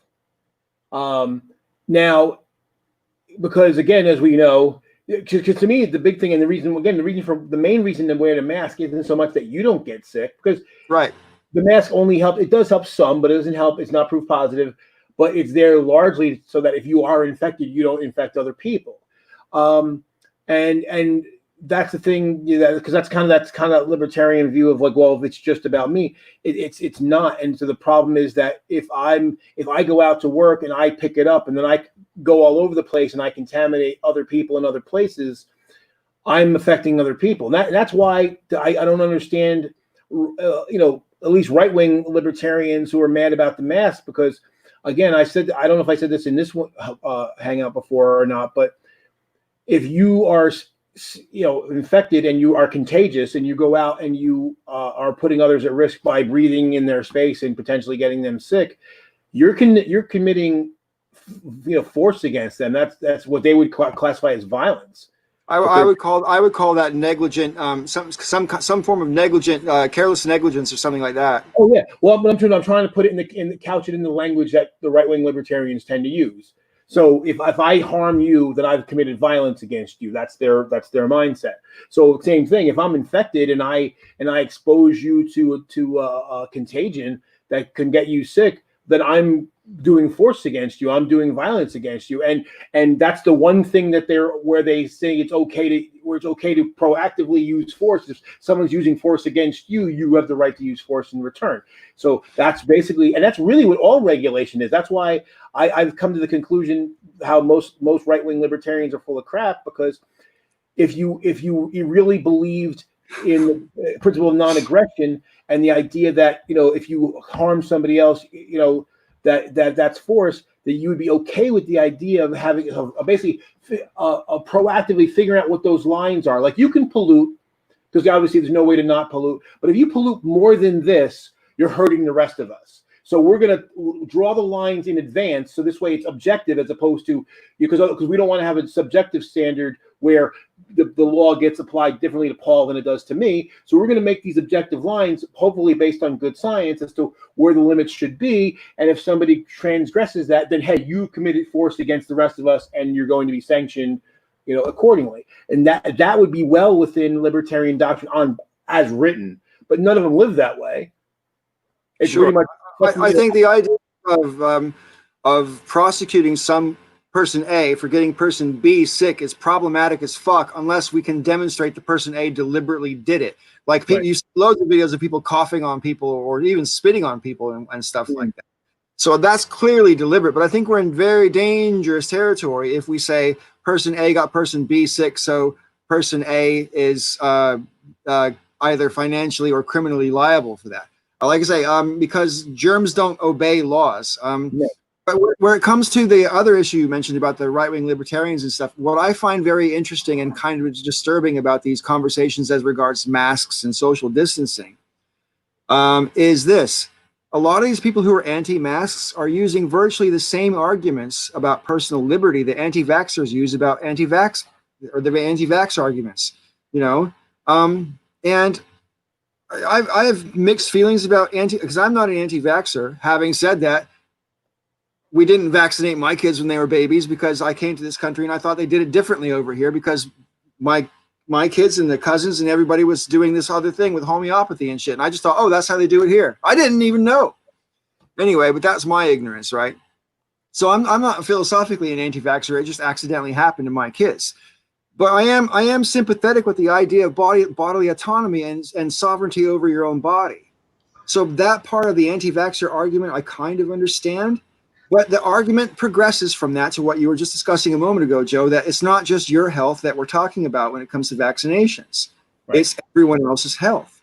And I think it's perfectly reasonable to say, listen, if you want to put your kid in my school, you're going to have to give them vaccinations. In the same way that it's perfectly reasonable to say, if you want to come and shop in my shop, you got to put a mask on. And you drew a very important distinction there, because as I've said to people, and I've had arguments with people who are anti-vax, and they're like, "Well, you say you're for body autonomy when it comes to abortion, so why aren't you for this?" I said, "Well, look, if you want to stay out of the public spaces, fine. You want to homeschool your kid, and you don't want to vaccinate him. Okay, I think you're doing your kid a disservice, but okay. But yeah, once you say I want to send my child to the public school that we all share." Well, no, now you have to follow the rules that we all have to follow. Just like the whole thing with the religious restrictions. You want to bring a dagger to school? No, because this is the school that we all go to. You want to make a Sikh only school that people, then you can have daggers up the wazoo. No pun intended. You have as many daggers as you want. And I think that's the problem. People seem to think that rights are absolute, and no right is absolute. Exactly. The whole point of laws is that, you have rights and I have rights. And on paper, at least, you have the same rights I do.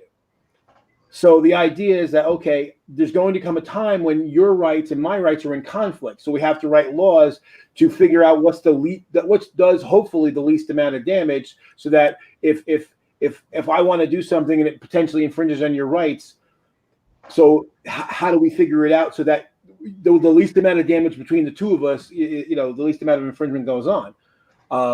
But yeah, people, like somebody else said before, in response to what I said, like the right-wing libertarians, they like it in a way that limits you and liberates them.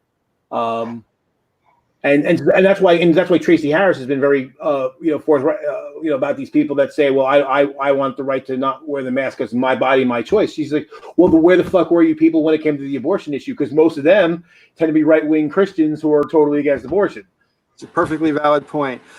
Phoenix Rider mentioned there, I put it on the screen for a second, about there's going to be a bump in infections in 2 or 3 weeks as a result of the protests. I mean, that's, I think, a given. And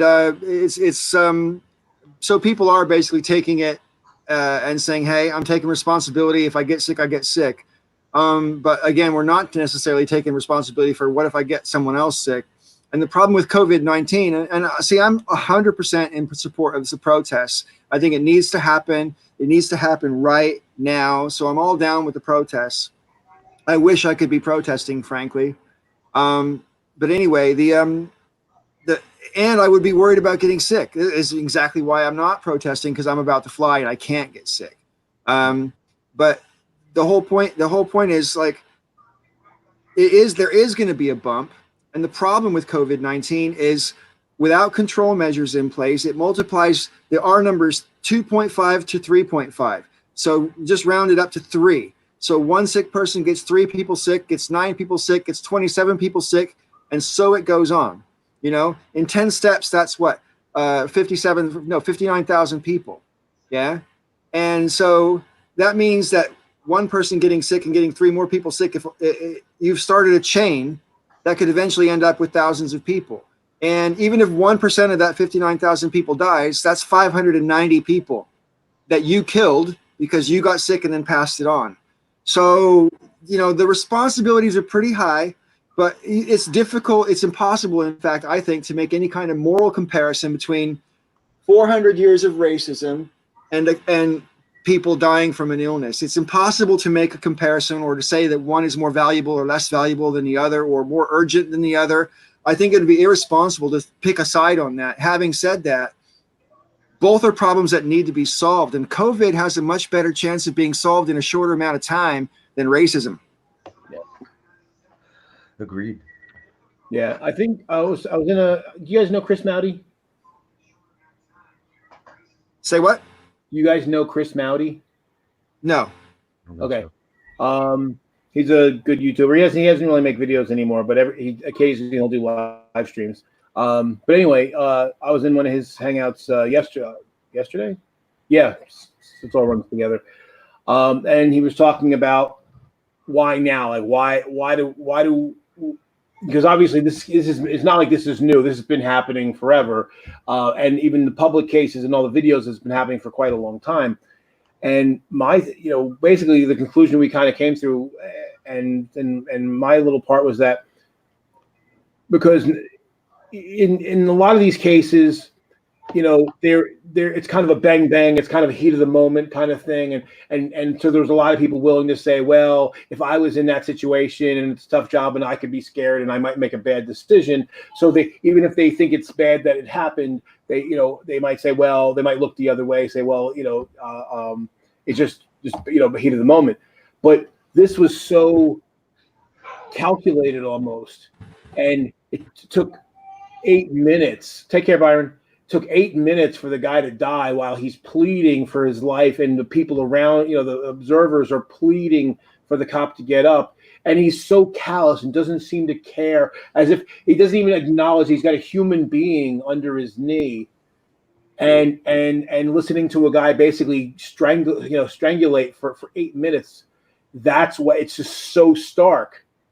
Yeah. I mean, it's not just that they killed the guy, it's the manner that they killed the guy. As you say rightly, it's that the amount of time it took to kill that guy, which I said last week, and I will always believe they did it in a method that was deliberately not going to leave any physical evidence so that they would have a way out in court, which makes it first-degree murder, not second or third-degree murder. And as I said last week, and I'll just reiterate briefly, the autopsy report gives the game away in the way that it's worded. And that means that the people doing the autopsy were in cahoots with the people who are doing either the lawyering for the police or the police department itself. And if there's that level of cahoots, how far up does it go? Right. Well, and that's another thing that came up in our discussion yesterday. Like, okay, I'm sure you guys have all seen the video of those cops in Buffalo that are just kind of walking the street and they knocked the 75-year-old man down and then just keep going. Yeah, they didn't even offer him any first aid. He was bleeding from the ears, and they didn't even offer him any first aid. That's irresponsible for any public what do you call it? Servant. Public servant. Yeah. Yeah. So the thing that I find, now granted they did suspend those officers, but the thing is, and I said, what's happened with a lot of these things, like sometimes the officers will pay a price, but what I want to know is that there's never seems to be any accountability up the chain. Because if you look at like Abu Ghraib, which obviously was a heinous thing that happened, they were torturing people and mocking him, and really sadistic ways too. It was bad enough. It's bad enough to torture somebody when you're basically making a game out of torturing somebody and taking pictures because you think it's funny. Right. Well, you know what? the people who did it got in trouble. Their commander got in trouble. Their commander got in trouble. And you know what? The theater commander got in trouble. The whole chain of command gone, because that's the way the accountability works in the military. They say, hey, look, you're responsible for the people below you. And Right. and especially in the case where some of this stuff had already been reported up the chain of command and the commanders looked the other way. So it's like, hey, motherfucker, you can't even play innocent. You knew this shit was happening and you let it happen. So you're a pit creek. Whereas with cops, a lot of times they're just allowed to quit. So then there's no accountability. And especially the worst of that is that because if they get fired, they're almost never going to get another job in law enforcement. But if they quit, they can get another job.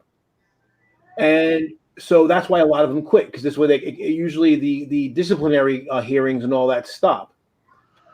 But then there's never any accountability up the line. Like I've brought up before, that Marcus Jeter guy. I don't know if I did that in this hangout or not. I've been in so many, I don't remember. But that was the guy in New Jersey that the cops basically claimed that he was like struggling for the cop's gun, but the Right. Yeah, I remember that. Showed it. So the dash cam showed that the cops were completely lying.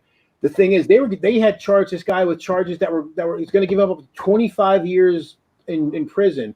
The thing is, the cops that were involved knew what the truth. The watch commander knew the truth. The lieutenant knew the truth. The chief knew the captain and the chief knew the truth, and so did the prosecutor. They all knew that it was bullshit, and they were all ready to send this guy up for 25 years. And then the only ones that paid the price were the officers on the scene. What about the other ones who looked at that video and said, no, it was the cops were in the right? Why weren't they kicked out on their ass? And this issue that you're bringing up is exactly one of the issues that needs to be addressed, and the overall issues that need to be addressed in all the things that are going on right now. Because you're quite right. Accountability can't just be the people on the front line. It has to go right up the chain. That's a very good point. And I want to know why American police are allowed to do things to American citizens that are against the law to do in combat. it's actually lately we've seen so many flagrant abuses by the police that they clearly think that the law doesn't apply to them at all. Right. And as far as the point about the military thing, I mean, I couldn't agree more. Like just for example, tear gas. You can't use tear gas in a military combat. Right. But we can use it against our own people. How is that okay? And it's the same thing with those. It's the same thing with those. They've got these sonic weapons that will like let out a low frequency boom that will like, I guess, knock you over or whatever. It's like a sonic weapon that you're not allowed to use in war. So we go, oh, you know what? Never mind. We'll just buy it for our police departments then, because of course they go to these weapons shows, and all these weapons designers have all these fancy new gadgets, most of which are completely unconstitutional. But because we don't have any laws about them, they buy them anyway. I think that's one of the things that because it's been beyond George Floyd since the first day the protest started. It was well past George Floyd. Yeah, so, the first couple of days were for George Floyd, and ever since then it's been about police brutality, isn't it? Yeah. I mean, and what it's encompassing and what it's representing seems to grow every day. So I think that's one of the things I personally believe is that American citizens should be fighting for the right to be treated at least as well as an enemy combatant. Right. At least as well, because we're not now. Well, there's little things that used to be part of the law that I don't know if they're still in the law, but the cops just ignore them, or if the laws have changed. But when I was a young man in the 80s, I remember that in California anyway, the police officers were required to arrest you with the minimum necessary force, which means that if you are cooperative, they shouldn't rough you up in any way whatsoever if you're cooperative. Last week I talked about that kid, 19-year-old kid they pulled over for running a stop sign. Yeah. They had like 3 or 4 squad cars. They all had their guns on them. Yeah, he was scared for his life. Yeah, well, I mean, he's in jail. I mean, they're holding him, and they're charging him with felonies. And the felony is that he refused to walk towards him when they were telling him to. He resisted arrest, is what they're saying. Resisting arrest is not a felony. And the felony charge. That's beyond fucked up. And to your point, Paul, it is still the law. The problem is that our society has become accepting of this bullshit myth that being a cop is so fucking dangerous that they just have to pop off and do whatever it takes. It's the whole. I think we've been softened up by the TV show Cops. Yeah. And shows like it, yeah. Basically, and the whole anti-hero trope in general. How many movies are there where the guy, whether it's a cop or a military guy, the people who follow the rules can't get it done, and so the one who has to the anti-hero has to buck the system and bend or even break the rules so that justice prevails. And it's a bullshit trope, It's just like the people who justify torture. It's like, well, what if there's a nuke about to go off? It's like, yeah, but that has never happened. So it's a bullshit, But and especially like Rob was pointing out about the military, when people make this argument to me, I'm like, look, soldiers in actual war there's rules of engagement, and those rules of engagement are tougher than what cops seem to have to abide by. And so if a person in an actual war where they're literally in peril all the time of getting shot or killed, how come they're held to a higher standard and not the police? Right. But we've convinced ourselves that basically America is a battleground. So when Trump's guy called it a battle space, which is the most perverse thing I've ever heard, referred to American land as a battle space. Well, of course, if everywhere is a battle space, then everyone is a target. Right.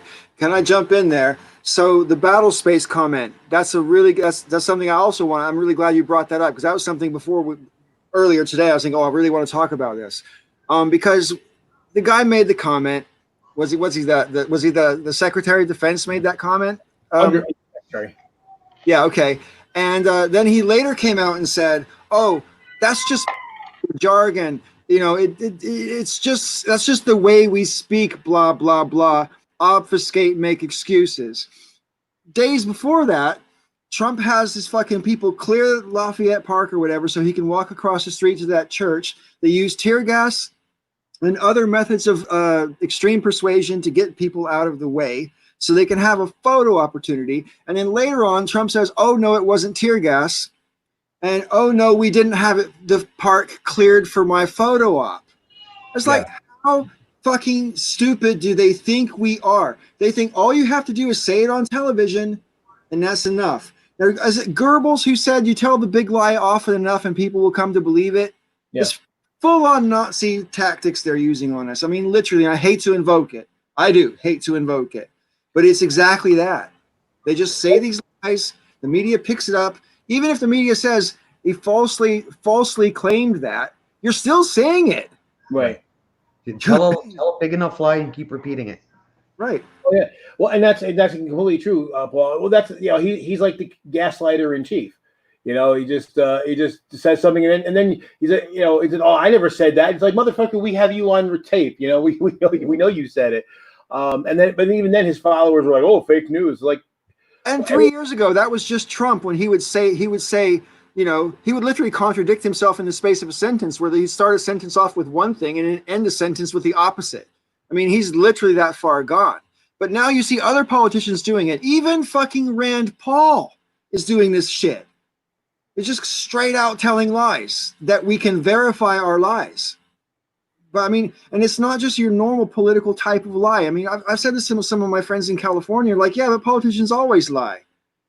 And yeah, okay, politicians bend the truth or economical with the truth, sure. But coming out and saying black is white, politicians haven't been doing that. Coming out and saying right is wrong, politicians haven't. Now they're doing it. Trump's inauguration was the highest attended in American history, period. Yeah. I mean, that's the thing. He lies so much. It's actually more momentous to report when he tells the truth.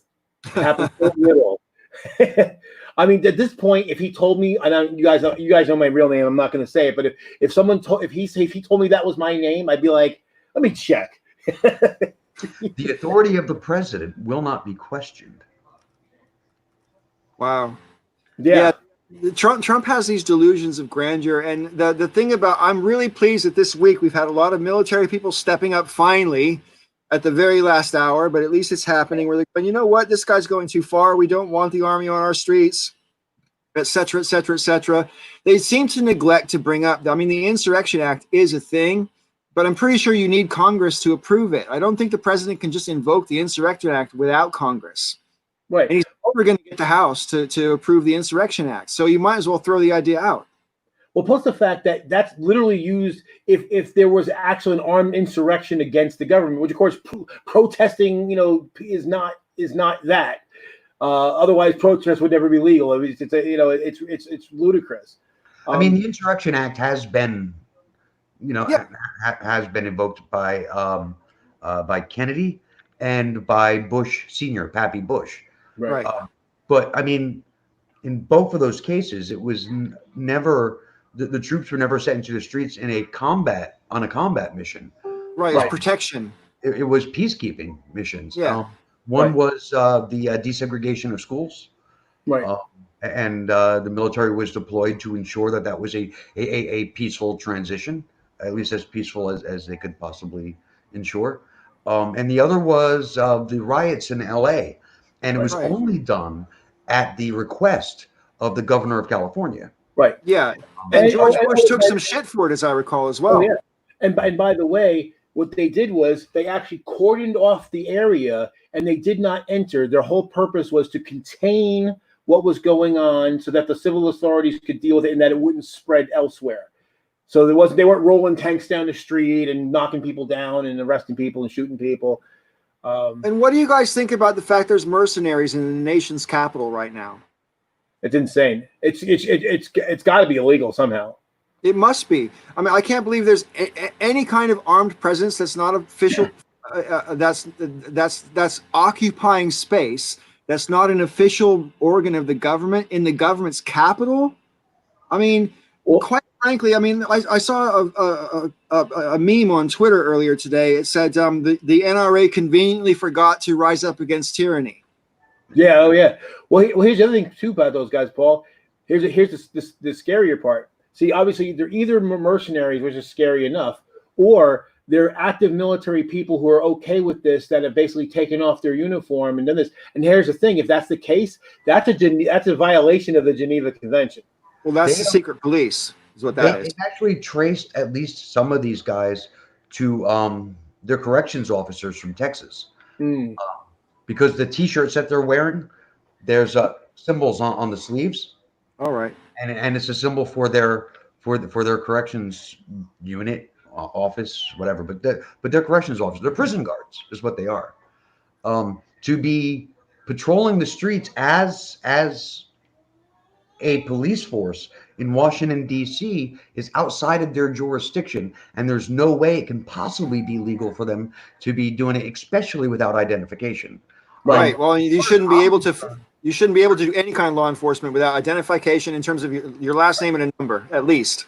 As far as I'm concerned, they're an illegal paramilitary force that the local police should be able to just arrest to get them off the streets. Right. You know, if that's the thing, maybe that's what the DC mayor needs to do, is actually try arresting them and see, Well, I mean, that brings on another question as well. I mean, people say about the police violence and everything, and like these cops that are committing all these acts of wanton violence, and even though they're on camera, man, there's so many of them happening that none of these cops are going to face justice for beating these kids in the face and everything else that we've seen happening, like that guy getting knocked over. I mean, I've seen so many, I can't even count them. Hundreds. Well, actually, the two guys that knocked the one guy who knocked you over and the guy, his accomplice, they actually were suspended. And get this, so they were part of some special tactical team, which again, the rest of them resigned. Yeah, 57 of them resigned, and and it's funny because now they're still cops, they're just not part of that team. But what I thought was so funny is they're doing this like we're all gonna be like, oh no, what are we gonna do? And I'm like, oh good, the trash took itself out.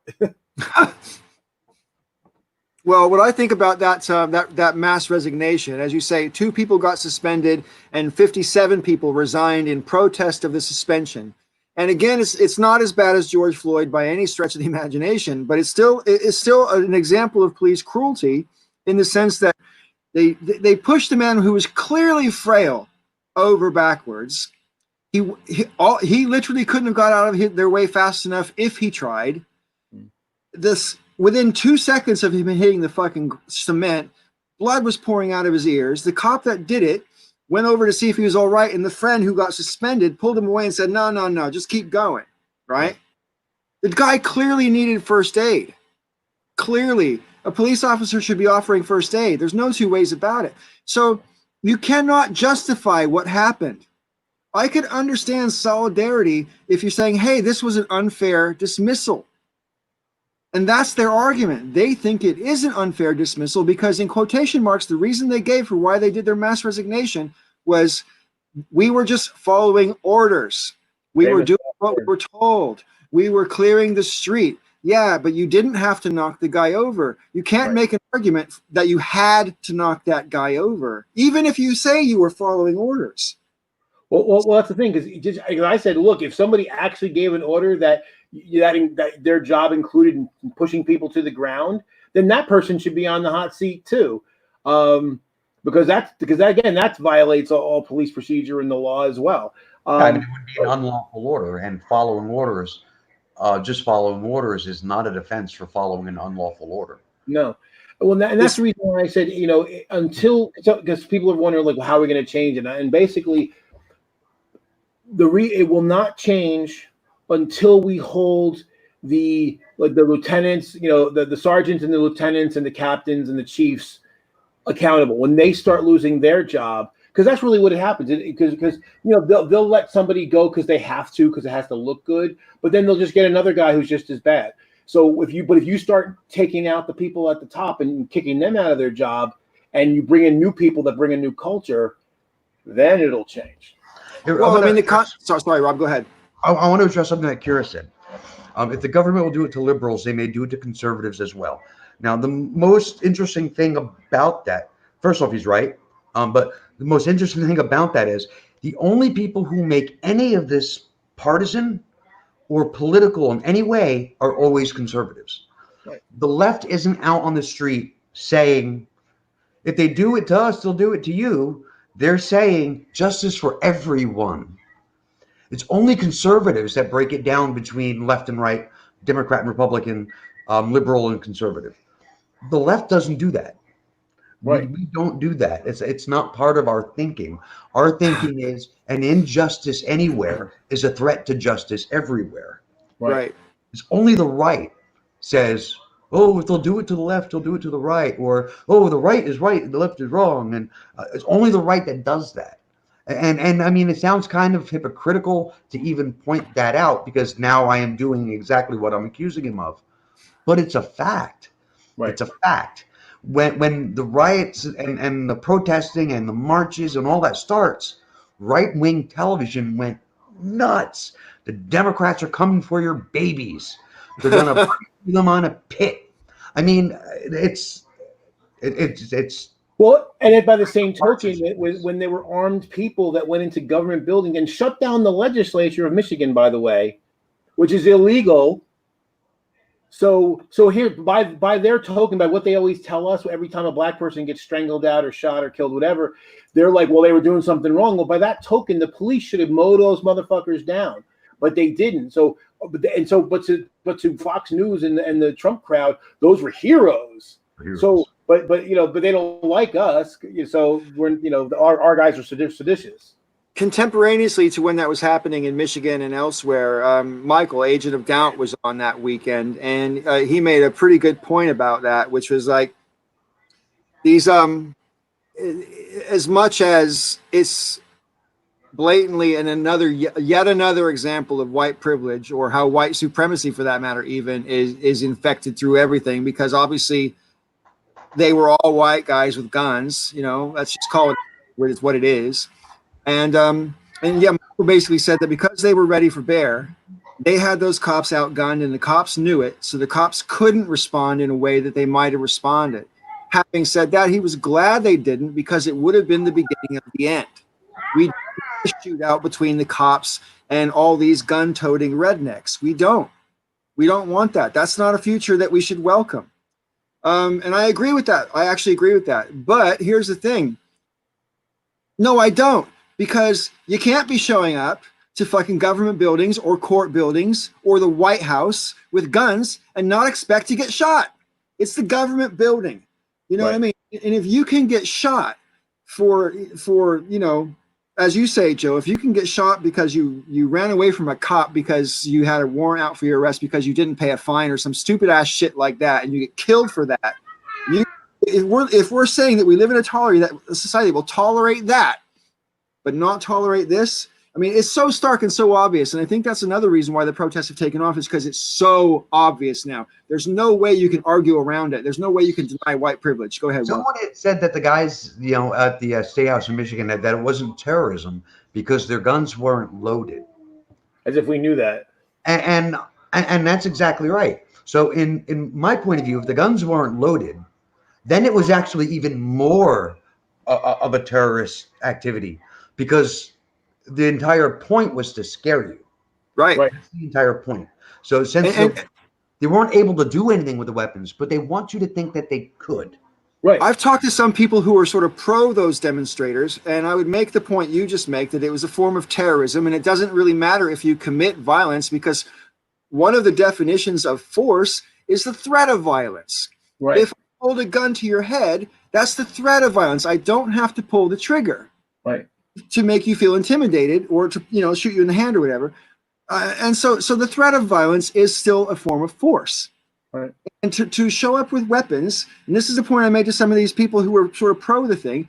They say, oh well, they were just demonstrating, they were peaceful because they weren't brandishing their weapons, blah blah, make excuses. And I'm like, the definition of terrorism is force or the threat of violence or the threat of violence. If you're there with a gun, you're threatening violence. And they say oh no, they weren't loaded, or no, it's not a threat because they weren't brandishing them or whatever.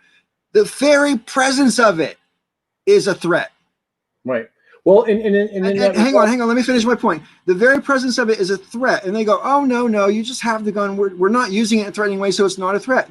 Not only is the presence of it a threat, but they're lying when they say, no, it's not. The whole point of you bringing that fucking thing was so people would be scared. Of course it's a threat. That's why you fucking brought it. It's an insult. Oh, absolutely. Well, especially when my point was, okay, now look, I'm not for rioting. Okay, just make it clear. However, basically what the rioters did was what those guys who went in Michigan threatened to do. So literally, so the guys that were in Michigan, they were saying, if you don't, change the law or change the rules the way we want, we're going to tear shit up. So the rioters tore shit up. So that's literally the only difference between the two. But presumably the Michigan people were ready to do the same thing. Although even worse, because they actually brought deadly force. Right. Plus the whole idea that the weapons weren't loaded. Like, well, considering you grab a magazine and you shove the magazine in and you can complete that operation in 1.7 seconds. That's how fucking dumb they are. Yeah.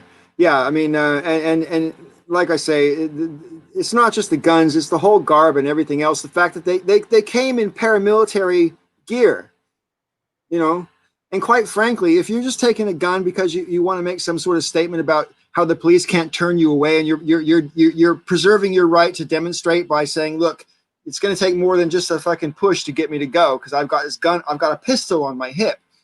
Having a pistol on your hip is not the same thing as having a semi-automatic weapon with 2 belts of fucking bullets and shit around your back, and probably a rucksack full of more ammunition. You know what I mean? I mean, those guys were strapped. They weren't just coming to protect their rights. They were loaded and ready to make a statement that says, if you're ready to go, we'll have the war right now. Yeah. Well, in that regard, same thing. Like, now, obviously, the protests got violent, although again, I think it was mostly not protesters, but largely outside agitators. But let's say, for sake of argument, that it didn't happen. But if the Black Lives Matter people showed up similarly armed, I bet you the Fox News crowd would have been like, "Oh, they need to be gunned down because they're dangerous." I'm actually against having guns at demonstrations. Full stop. No matter who it is. Yeah. No matter who it is, because the potential for any demonstration to go bad doesn't even matter what the topic of it. Like I said last week, when you put thousands of people in one place, things are going to go wrong. Yeah, but Paul, that's not the point. The point is that there's the hypocrisy that if Black Lives Matter showed up loaded for bear in the same way, the people that were supporting the Michigan guys would be completely against it. It just means they're completely horseshit. They're full of crap. Yeah, I understand. I understand that point that you're making, and you're not wrong. They would not be treated the same. Right. The only point I'm trying to make is I think they should be treated the same by not being allowed to have them at a demonstration. I agree there. Because if you're demonstrating in a political rally with a weapon, you are implicitly what's the word I'm looking for? You're implicitly you're implying that you're prepared for insurrection, and threatening insurrection is treason. Yeah. So wearing a gun to a demonstration isn't very far from declaring your intention to inflict warfare on the government. Yeah. And I think it would only depend on who was in the courts and who was in the legislature as to whether or not it would be perceived that way. If, let's say for example, that's, I don't know, pick a city. Let's pick a city that's not too racially charged. Give me one that's not too racially charged, because everyone I think of, oh no, I can't pick that one. I thought, oh, Chicago, I can't pick that one. Oh, St. Louis, I can't pick that one. Oh, so I don't think it exists. Huh? I don't think one exists. Okay. Sheffield, England. No, city in your country, mate. Dude, you're that's a big ask. Shit. I'll say Newark, New Jersey, only because Newark is predominantly black, so it's not very racially charged. Because okay, so let's just say in Newark tomorrow, 10,000 black folks showed up with guns, all at the same time. None of them were loaded. It's Tuesday. Yeah, right. That's funny. But they showed up to protest with their guns, and I'm absolutely convinced, Joe, that you're 100% right. They would not be allowed to just stand there with empty guns. In fact, I think the minute you walk up with the guns, the cops are going to rush you. I don't think I don't think they're going to let you stand there and protest and just stand there idly with your gun and say, "I am here." I don't think they'll let you do it. Well, here's the other thing too about that, just in general about where the violence is coming from. I just a friend of mine tagged me today on a study that he found. It basically showed that, in generally speaking, when riots happen, when the police show up, basically ready for war. And that's something I've been saying. You probably saw my post the last few days, where I've been saying that when they show up as friends and protectors, there is peace. And when they show up dressed for war, they bring war with them. So, again, Newark and Camden and Trenton. So three of the most dangerous cities in the country, not just let alone New Jersey, right? In each of the case, the police participated with the people, and so they, in one way or another, either marched with the people or they were cooperative and helped set up and help organize the protests. In each case, there was no violence. Thousands of people showed up, no violence. So, yesterday, there was a demonstration in Seattle that had at least 10,000 people in it. The cops didn't attend it in any way, shape, fashion, or form, and there was no fuss of any kind.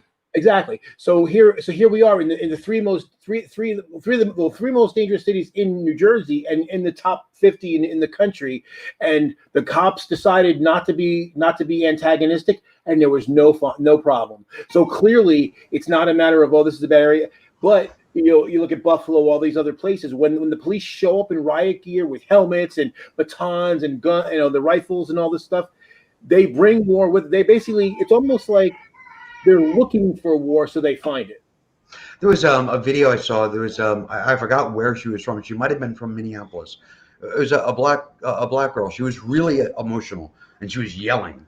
And she's answering the question about why we're burning down our own stuff. And she said, "It's not ours. We don't own it. We don't own anything because you guys have made sure over the last 400 years that we haven't owned anything."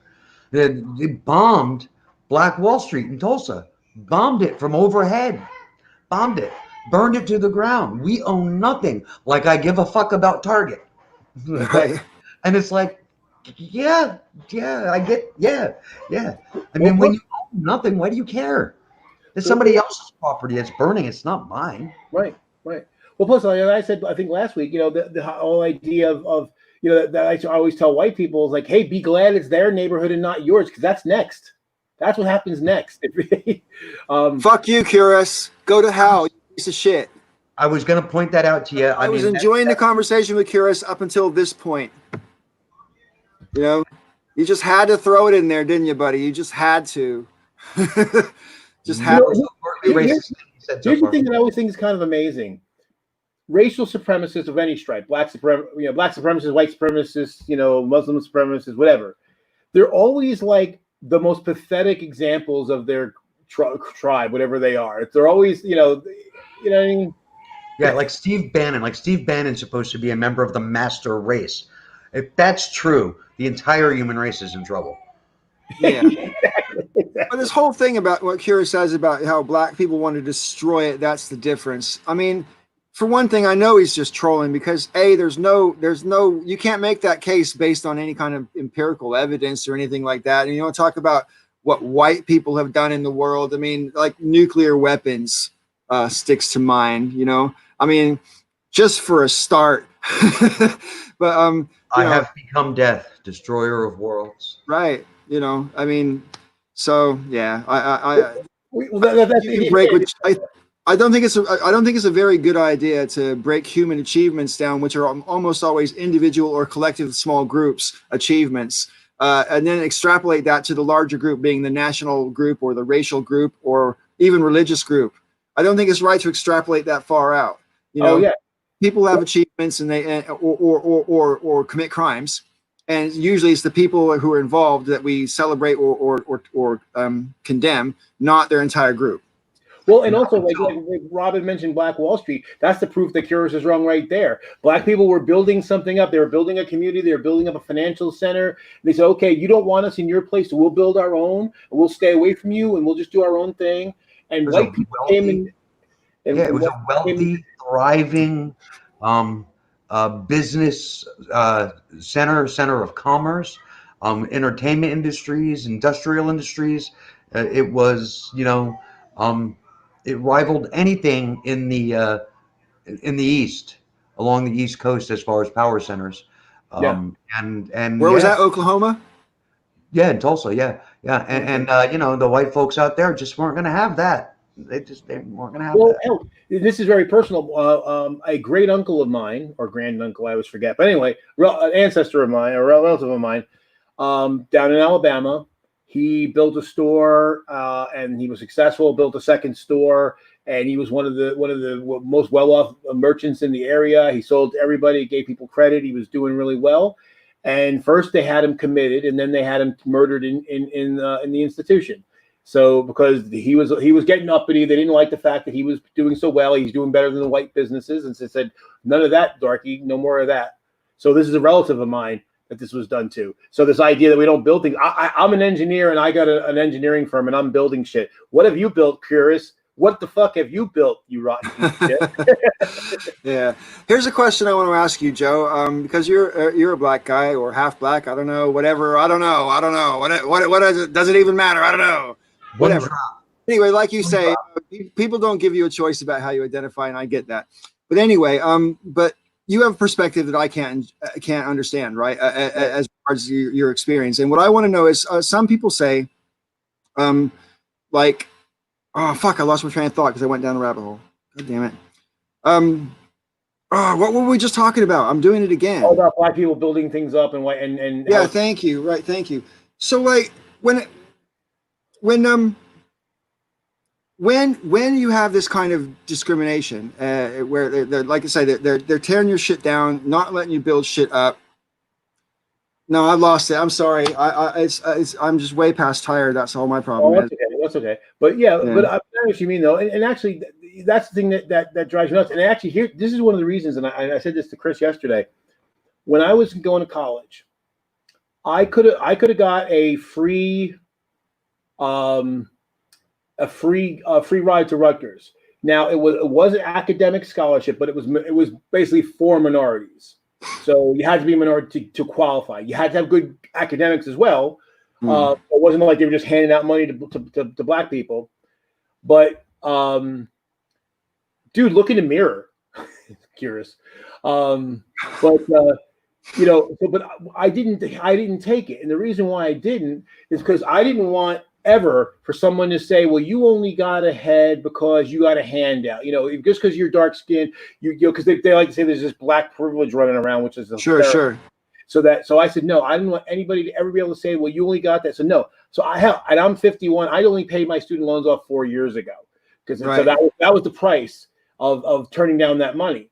But I had to. So this way, I got no handouts from anybody. They wouldn't take it. Yeah. I used to date a black girl a couple years ago. She was British, but from Trinidad originally. And she was completely against any form of affirmative action for reasons that you basically just said, because she said that for her, it would take away from her sense of achievement, that she tried so hard. But I'm like, yeah, but you might not get an equal chance at success. So I personally am pro affirmative action for this simple reason that it is you are trying to fix discrimination with discrimination. And in that sense, it's fundamentally philosophically flawed. But we have enough empirical evidence to know without some kind of structure in place to tip a balance, people will automatically be discriminated against. We know that. We've had 50 years of it before affirmative action started. Right. And I'm philosophically against the ideas of quotas. Like, say, for example, if you live in a pretty mixed community and 40% are Hispanic and 20% are black and 40% are white, and that you have to make your workforce reflect that, I think that's probably going a little too far. But to say that you have to have some minorities in your group, if you have 4,000 people or 400 people in your company and you have no minorities, I think that's a problem. Exactly. Well, yeah, I've got mixed feelings on affirmative action as well. I mean, when it comes right down to, I think employers should hire whoever is really best for the position. And when it comes down to a black guy and a white guy applying for the same position and they're equally qualified, then it should completely end up resting on who performs better in the interview. Right. The problem is we, as people, are victims of our own biases, and we don't know it and we don't realize it. And there will be people who believe that they're completely impartial and they're going down to interview performances, and they're not. Right. This is me. I always have resisted for years. I resisted when people say everyone is racist, or they narrow it down to all white people are racist. And I've been really resistant to this for an awfully long time because I've gone out of my way, I think, not to be. Having said that, when someone said to me, in fact, Joe, I think it was you, said to me, yeah, Paul, but there's such a thing as a subconscious bias. And I'm like, well, I can't even argue against that. You know what I mean? Because if it's subconscious, you don't know you have it. Right, exactly. so I mean, you have to be aware enough. You have to be aware enough that you could be a victim to your own thinking, that you have to question yourself. Right. And it's the only. I mean, I was going to say that's the healthiest way to deal with that. But I think it's the only way to deal with that. Right. The problem is we can't count on people to do that. Right. Well, and that's the reason why. That's why I talk about Tracy Harris a lot, because I think she handles this very well. Her thing is, so if somebody accuses her of bias, what she does, she basically tries to take an introspection. So she takes a step back. She says, okay, they might be wrong, they might be right, I don't know. So she tries to say, okay, I'm not going to dismiss it. I might not feel it's true, but let me look at it. And because that's the thing, because it's unconscious. You can, and I'm sure, we really all have unconscious biases. It's not all necessarily about race. We have biases about other things. Sure. But so we don't know that we have them. So, like for instance, I know something where my opinions on feminism, for instance, have changed dramatically over the last 30 years. Because things I look back at now that I realize, and again, it wasn't that I was this guy going, oh, fucking women, broads, it was literally, I was inculcated in a society that had these attitudes. And so I adopted them because I didn't know better. And then when I learned that my attitudes were wrong and I got challenged, it took a while, but eventually my attitudes changed. Well, that's called getting woke. Exactly. Well, yeah. Well, that's the thing. It's funny that Curious says that race is an illusion. It's all about class status. See, that's not true because rich black people face discrimination too. So that's the. Well, I agree with that point you just made about rich black people, but I think it goes even further than that because, like, when he says, what did he say? Race is illusion about class. Yeah, the concept of race as we currently understand it is a direct result of the colonialist period from 500-600 years ago onwards, because in order to justify subjugating other lands, especially in cases like, for example, China or India, where they were clearly civilized people, whereas in Africa they said, oh, they're all savages. So they might have felt that they were dominating people who were inferior to them. But in Asia, the societies were at least as advanced as they were in Europe. But they were still going over there and kicking ass. They were still going until the rise of the U.S. Some of the wealthiest and most powerful nations and civilizations that ever existed were African. Right. I mean, it wasn't really Mali wasn't it? Was what a big one back in the day.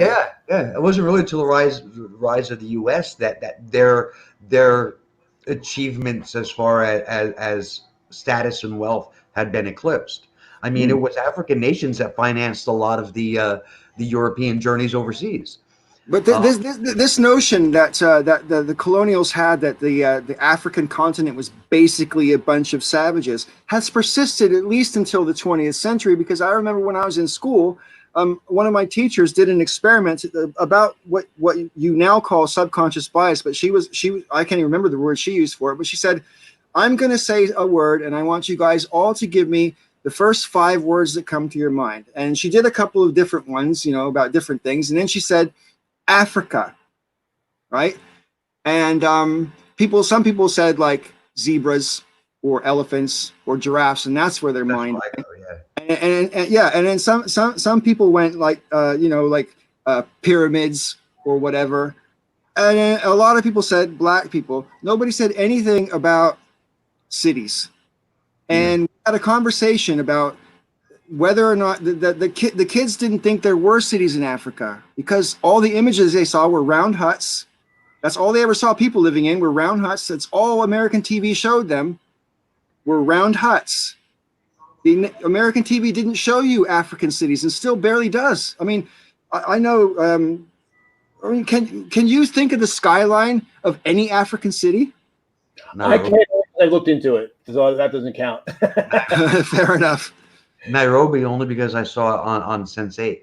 So I can only really think of what's the capital of Nigeria, Lagos. Yeah. That's a pretty modern city. It looks amazing actually. But I have to admit, even myself, I can probably there's 53 countries in Africa, and I could probably close my eyes and name about 45 of them. So I'm not about African geography, but I honestly don't know what the cities look like because it's not something I'm exposed to on TV, and I haven't actually actively gone out to look for it. So, Jon Stewart, a few years before he left the Daily Show, he said, "I want to show you some pictures, and I want you to. I'm not going to tell you where they are from. Then I want you to guess where they're from." And he showed like broken up roadways and high-tech roadways and beautiful buildings and busted up buildings. And he's like, okay, so which of these is in Africa? And then he's like, you're wrong. And then he was like, the African nation had all these beautiful roadways and the buildings, there's no graffiti and they're in nice shape. And he's like, yeah, this is Manhattan. That's Brooklyn. This is New Jersey.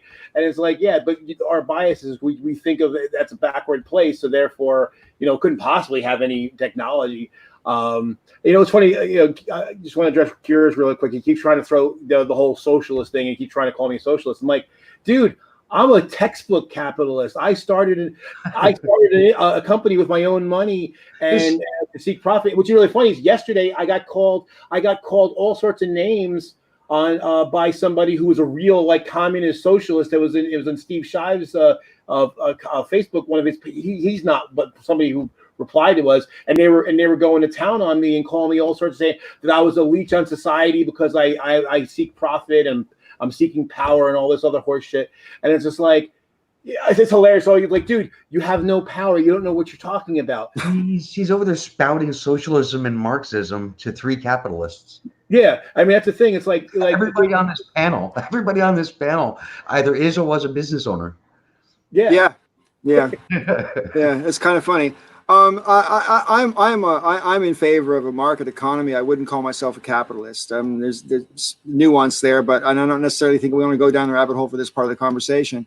But I mean, because I am a socialist, I believe in but I don't believe in pure socialism in the sense that, say, the Marxist thing where the people own the means of production. I don't think you need to go quite that far. But I think call yourself a democratic socialist.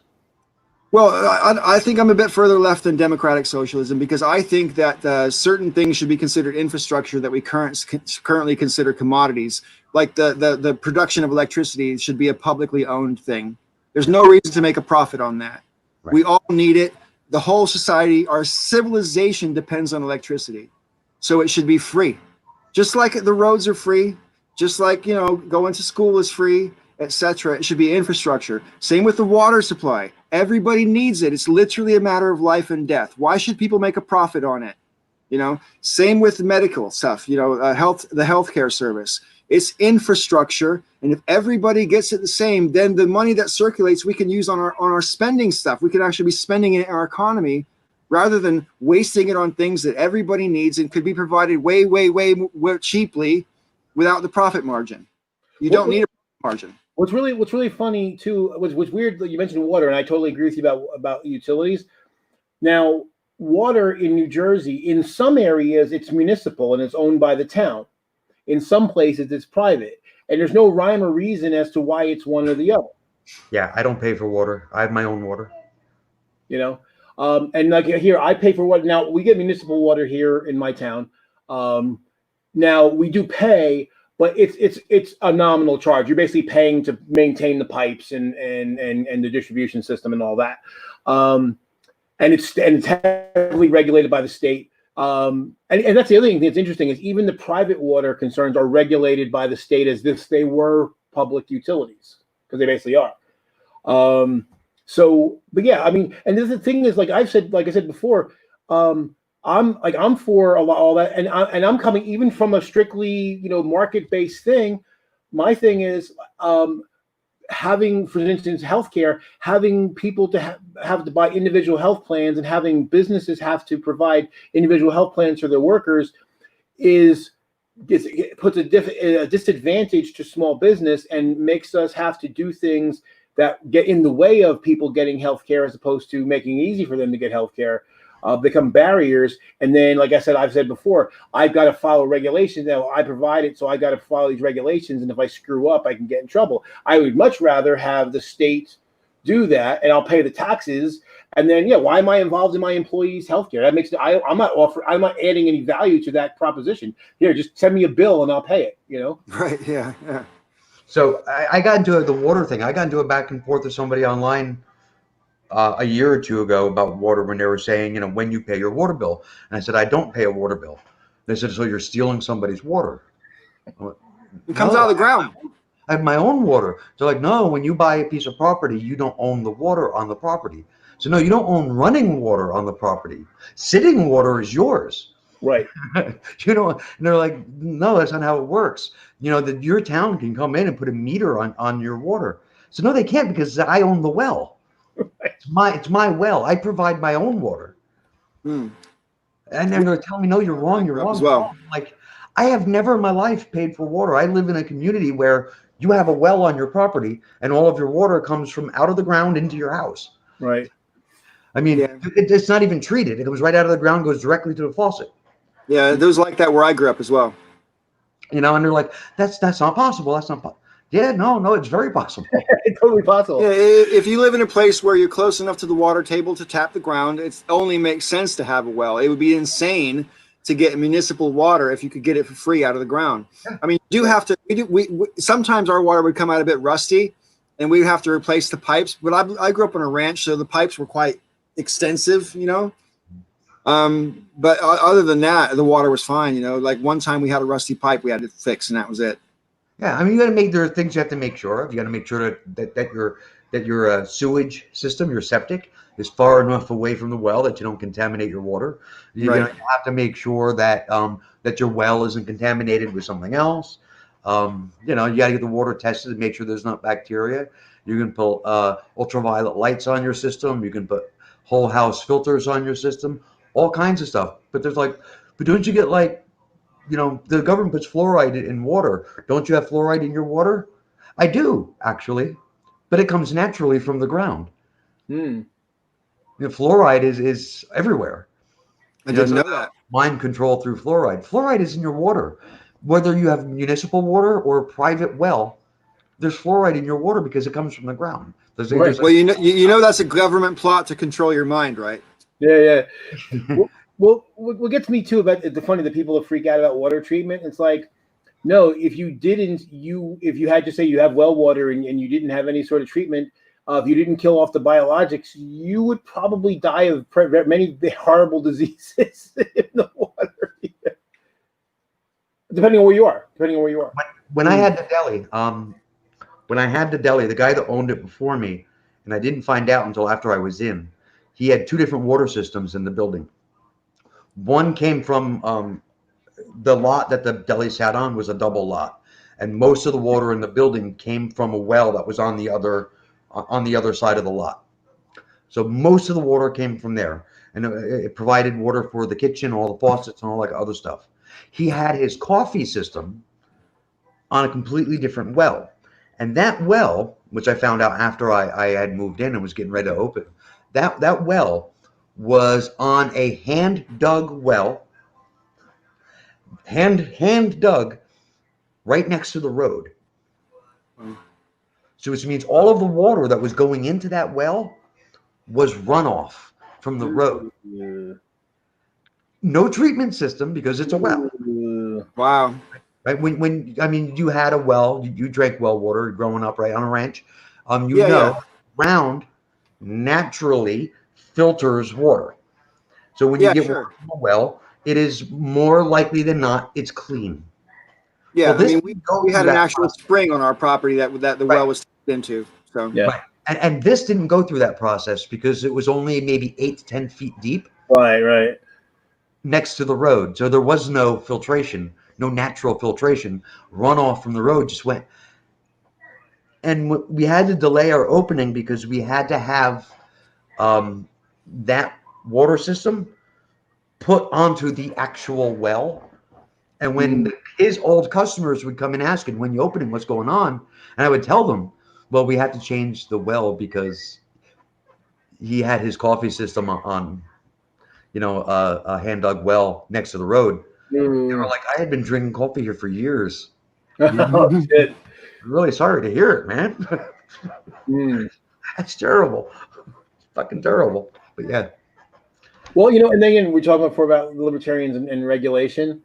So now the libertarian way, well, I shouldn't have to have, inspections and I shouldn't have to do that. Like, well, but you're selling water product made from that water to the public and you could be, giving them toxins. The very idea that we need less regulations is obscene in itself.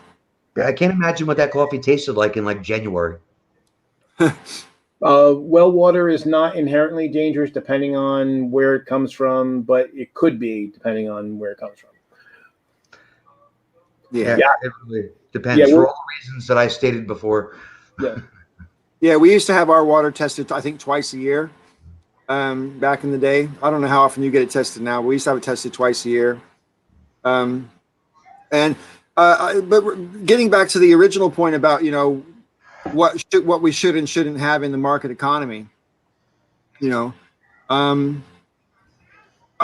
think things that everybody needs, with the exception of food anyway, because people have been trading food for money since time, right? I mean, that's just the thing. You can't give food away for free, but the things that don't need to make a profit, I think we should take out of that system and give them to the public in public ownership and operate them at just barely above the charge. Whatever you have to charge for them, it has to be just barely above the operating costs, so you can cover the operating costs plus maintenance expenses, and that's it.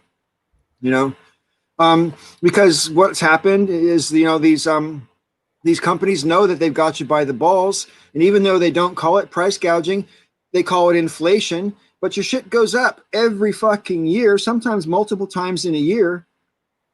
And I was, like I said, I was watching an old movie the other day.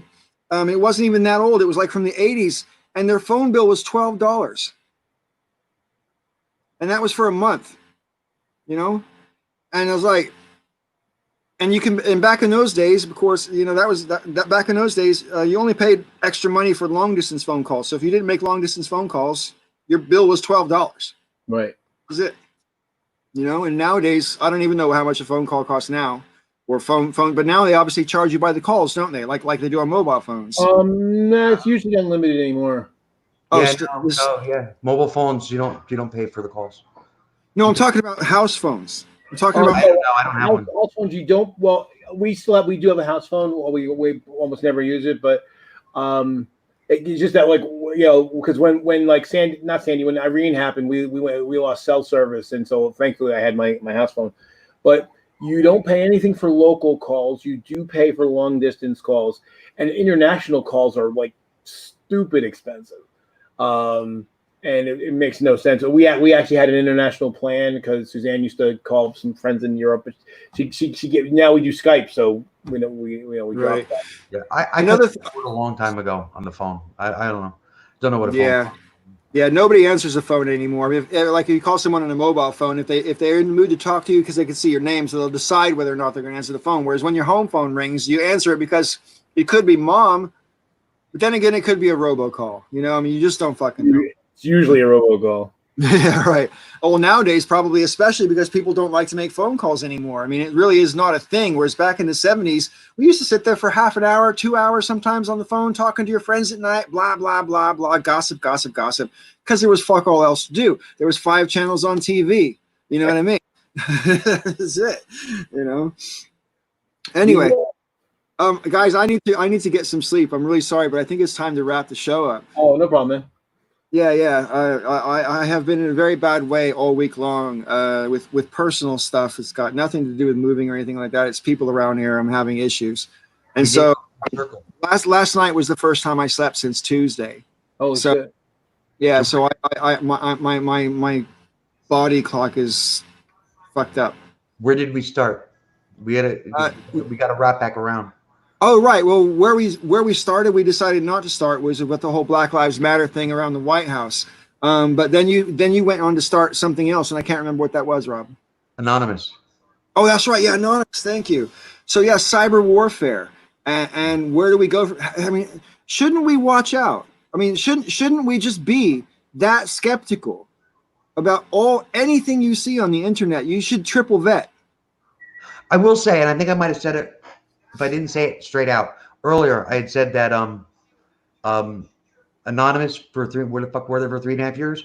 Like 3.5 years, 4 years ago, I would have taken Anonymous a lot more seriously than I do now. So this newest release, I've already told people anything Anonymous puts out, either ignore it or just take it with a grain of salt. But I still think that some of the stuff that they're putting out, it's definitely. I actually tweeted a copy of the list of victims of Donald Trump's victims. I tweeted it to Ronan Farrow and to Rachel Maddow, and I said, I think the media should just at the very least, look at this. Right. Well, here's the thing about Anonymous as well. I mean, because this could all just be one massive psyop that's being run from somewhere inside the government, and we would just never be able. There's no way that we can verify for ourselves how much we should or shouldn't trust Anonymous. Basically, it comes down to faith. You either want to believe or you don't want to believe. And there's confirmation bias. What I said before, there's whether if Anonymous says stuff that you don't like, you might not be as open to it, even though they might have better sourcing for something that they say that you do like. So it's we really got to be careful, folks. I mean, because it's so easy to manipulate people with something so simple as poster advertising. Think of how much more sophisticated than that the internet is. Mm. And how involved we are on the internet. Every single person I know interacts on the internet in one way or another on a daily basis. It's ingrained in our lives now. Whereas once upon a time, say 15 years ago, it was a recreational thing that you did after dinner for 2 hours. I can't wait. I can't wait to get it installed in my arm or something. You're gonna be a Borg. Yeah. No cute to support. Well, I mean, you know, and that's the thing, and it's as because of the type of work I do, I've got to deal with security all the time, and it's amping up. You know, it's getting worse and worse, or more. It's becoming more and more of an issue. It's actually two of my clients had denial of service, ransomware attacks in the last 6 months, which made me laugh. It's not.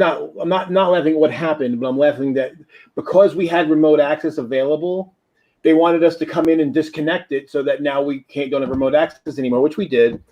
But the thing is, like the one client that just happened to most recently, the only thing in the building that didn't get hit by the denial of service attack is the stuff that we have behind the firewall we put in. So they literally want us to disconnect the one thing that actually worked in the place. It's like, oh, whatever.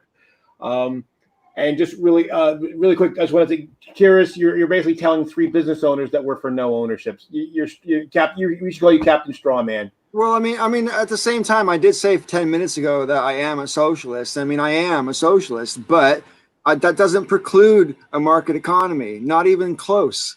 And, Right. and if I want to go down the whole, I mean, Rob asked me if I'm a democratic socialist, and I think that's the closest description to but I mean, if you want to really talk about Marxist socialism, the workers own the means of production. So if you work at a factory, the workers all collectively own the factory together. That's what socialism actually is. Not this bullshit about public ownership at all. Actual socialism is when the workers own their shit. That's socialism. I never understood why people don't see the workers themselves as the means of production. Well, I mean that is kind of Marx's nutshell. You know, the work. I haven't really studied Marx in any intellectual or academic way, but I know enough about it from when I took sociology in A levels. And like one of the things about the Marxist philosophy is the seeds of capitalism, the destruction, are built into it, because with capitalism you have to make a profit, and by very definition, making a profit means you have to exploit someone. Because if you're going to sell this, let's just say a shoe, you have a shoe factory and you're going to sell this shoe for $40, yeah, you had to pay someone like $8 to make that shoe so that you could make enough profit to not only pay his wages, but pay for the factory's bills that you got to pay, the distribution costs, and everything else that goes into marketing a product, right? I thought of an exception to that. Go on. Writing a book. Good point. People are like, oh, there's no way you could be a billionaire without fucking somebody over. Well, if you write a book and you sell enough copies, you can become a billionaire and fuck no one over at the same time. Right? Yeah. It's the only exception I can think of. Because everything else comes to know somebody's getting screwed along the line. Yeah, for sure. Only one I can think of where nobody's getting screwed over is writing a book. Yeah, because if you're making a profit, whatever the worker's labor is producing, let's just say you produce a shoe and it costs $8 for you to produce that shoe. And so you get paid, it costs, $8 worth of wages, I should say, for you to create that shoe. But then they're going to sell the shoe for more. And the argument is they factor in all the other costs to get the final price of the shoe. But there's always a bit above that cost, which is called the profit, right? And that goes to not the person who made the shoe. It goes to the person who owned the company. So the argument, therefore, is if we own the company, then there doesn't need to be any profit because all the money's coming back to us anyway. So the profit that we make is our money. So yeah, we want to make a profit still, but we get to keep it. We don't have to give it to one person when 100 people have made the money. That's real socialism, and that's not something I've ever seen anybody actually argue for. People are arguing about whether we socialize medicine or something like that, as in public ownership. Public ownership has been called socialism, but that's not Marxist theory at all. Right. Well, that's the argument I got into somebody yesterday, because I said, well, they were basically, I said, well, are you part of a worker-owned collective or co-op? And she's yelling at me that that's not socialism. I'm like, yeah, that's actually textbook socialism. You have no fucking idea what you're talking about. And because the thing is, my point was like, especially in the service industry, sometimes, it's not like we sell widgets. So sometimes we're making money, sometimes we're not. But the money, so the money, so if somebody, if we're slow, we're not making money. People are getting paid even though they're not actually producing anything. Either that or they get laid off. Right. So like in my case, I can't keep laying my workforce off and then bringing them back. I might not get the same people, and no one's going to want to work in a yo-yo job. Part of the trade-off is you're getting some stability, you're getting reduced responsibility and security and less responsibility. And you don't have the responsibility, and you don't have neither financial or stress wise. And then so the owner takes that on. But that works good. There's been some years. There's some years I made fantastic money, and then like last year I made the least money of anybody in the office. I didn't even get the value of my labor because I produce billable work as well. I didn't even get paid for all of my labor last year. That's what happened. Like, so you get called. So this person's calling me a leech. I'm like, how the fuck am I a leech? And I didn't get paid for my time. That's what happened. Everybody got paid but me. Yeah, exactly. So that's why I get so angry at the people who are fighting, who are arguing for that or like real communism, which I'm like, you have no clue, because realistically then what ends up happening is if the company's doing poorly or if their collective is doing poorly, that means everybody suffers. Yeah, I mean, everybody takes a hit. Maybe it means nobody gets a paycheck this week. Yeah, and so my thing is, even in our capitalist economy, you could still, because there are worker-owned companies, you could create those kind of companies if you want to, but no, I shouldn't say no one does. Almost nobody does, because no one wants to take on that level of responsibility and that instability. Like there's been times, the longest I've gone, I've gone 22 weeks without getting a paycheck. Wow. Yeah, I mean, and so and that kind of thing, because I got to pay the bills. I got to pay payroll first. I got to pay the rent, and I got to pay all the other stuff.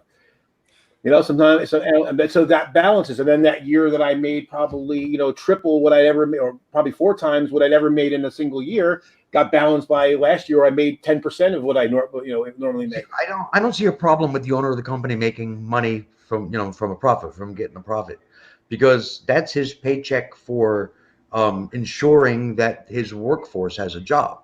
I get it, and it's also perfectly fair in so far as you're the one risking the money in the first place to create these jobs. You've put a lot of risk out there. Profit and success is nowhere guaranteed in anybody's business, no matter what you're buying or selling. You're going to be successful. Modern business, though, doesn't count businesses like what we really had, right? Or Joe's case has. Sure. People when they talk about business, they're talking about Nabisco. They're talking about Microsoft. And when you start talking about businesses of that size, I'm with them all the way. These guys are exploiting everybody. They're not businessmen. They're pirates. Absolutely. Absolutely. And that's my thing, because basically, right, because there certainly we expect that you got to be able to hold that back some money for, hey, if these things are slow, we got to pay the workers next year. But when shareholders and the people at the top, like the CEOs, there's no way someone making $23 million, there's no way that they're putting in $23 million of labor. I couldn't agree more. And so the businesses will run fine without them. Right. And so that's why they're not even essential to the business. At the neo-socialists, again, who don't really know what socialism is, because I'm like, they can't seem to differentiate between the two systems, and they're extremely different. All right. So I'm going to be a little bit unsubtle here and ask you guys, do you think Anonymous is a socialist? Because I'm trying to get back to Anonymous because I got to get off the fucking screen here.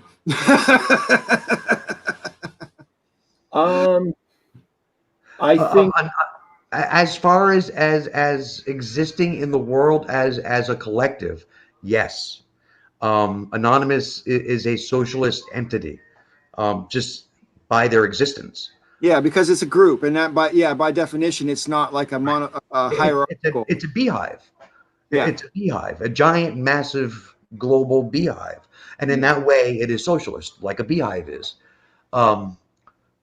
I don't know if as a group, if they generally consider themselves to be champions of socialism. Um, yeah, because each is an individual. So I don't know, as a group, if they would consider themselves to be champions of socialism. I'm sure some of them do. But as far as an entity, yeah. I'm sorry. I just remembered something we have to talk about before I go. Okay. And now I forgot. God damn it! This is where my brain is. I'm mush, guys. Take notes, man. What were you just saying, Rob? Maybe it'll jog my memory. Fuck. Beehive, collective, socialist, anon. No, fuck me. Oh my god. No, I'm past it, guys. I'm past it. I'm really sorry. So I want to thank the audience for putting up with us. We've had a decent amount of viewers at a time, which is kind of unusual, especially since we've only had 3 people on screen tonight. So I really appreciate that. And thanks for being my rock solid regulars, boys. I really appreciate it. I got a message from Nathan earlier who said he couldn't make it, but we might do one tomorrow. I got another message from Michael in Colorado who said that there's a power outage because there's a massive thunder and lightning storm there, so he couldn't come on. And JJ, I asked JJ to come on tonight, but she works on Saturday, so she can't do them anymore. But so I am gonna like I did last week, and I did try again this week, but I am gonna keep prodding to try to keep the screen as full as possible, because I think it makes for more interesting conversations, and it swirls around a lot more quickly as well, and doesn't tend to get too sedentary on any one topic, and I really appreciate it. But I think tonight's been great. I think we've covered a lot of ground. So again, thanks to the audience, and I'll thank you guys and end the broadcast. I just want to say real quick, Paul. I want to thank you too. Thanks for having me come in, because I'll tell you what. Yeah, obviously it's been a tough time for multiple reasons, and you guys are my breath. You really are 2 of my favorite people. I appreciate it. I appreciate it. Start tonight with the anonymous thing, because the rest of the world is starting to get to me. So I'm glad. Thank you for letting me kick it off in a different direction than you were probably expecting. That's absolutely fine. And even though we did talk politics tonight, it wasn't anywhere near as much concentration as most of the previous weeks have been. And I can fully understand burnout when it comes to Trump. Definitely.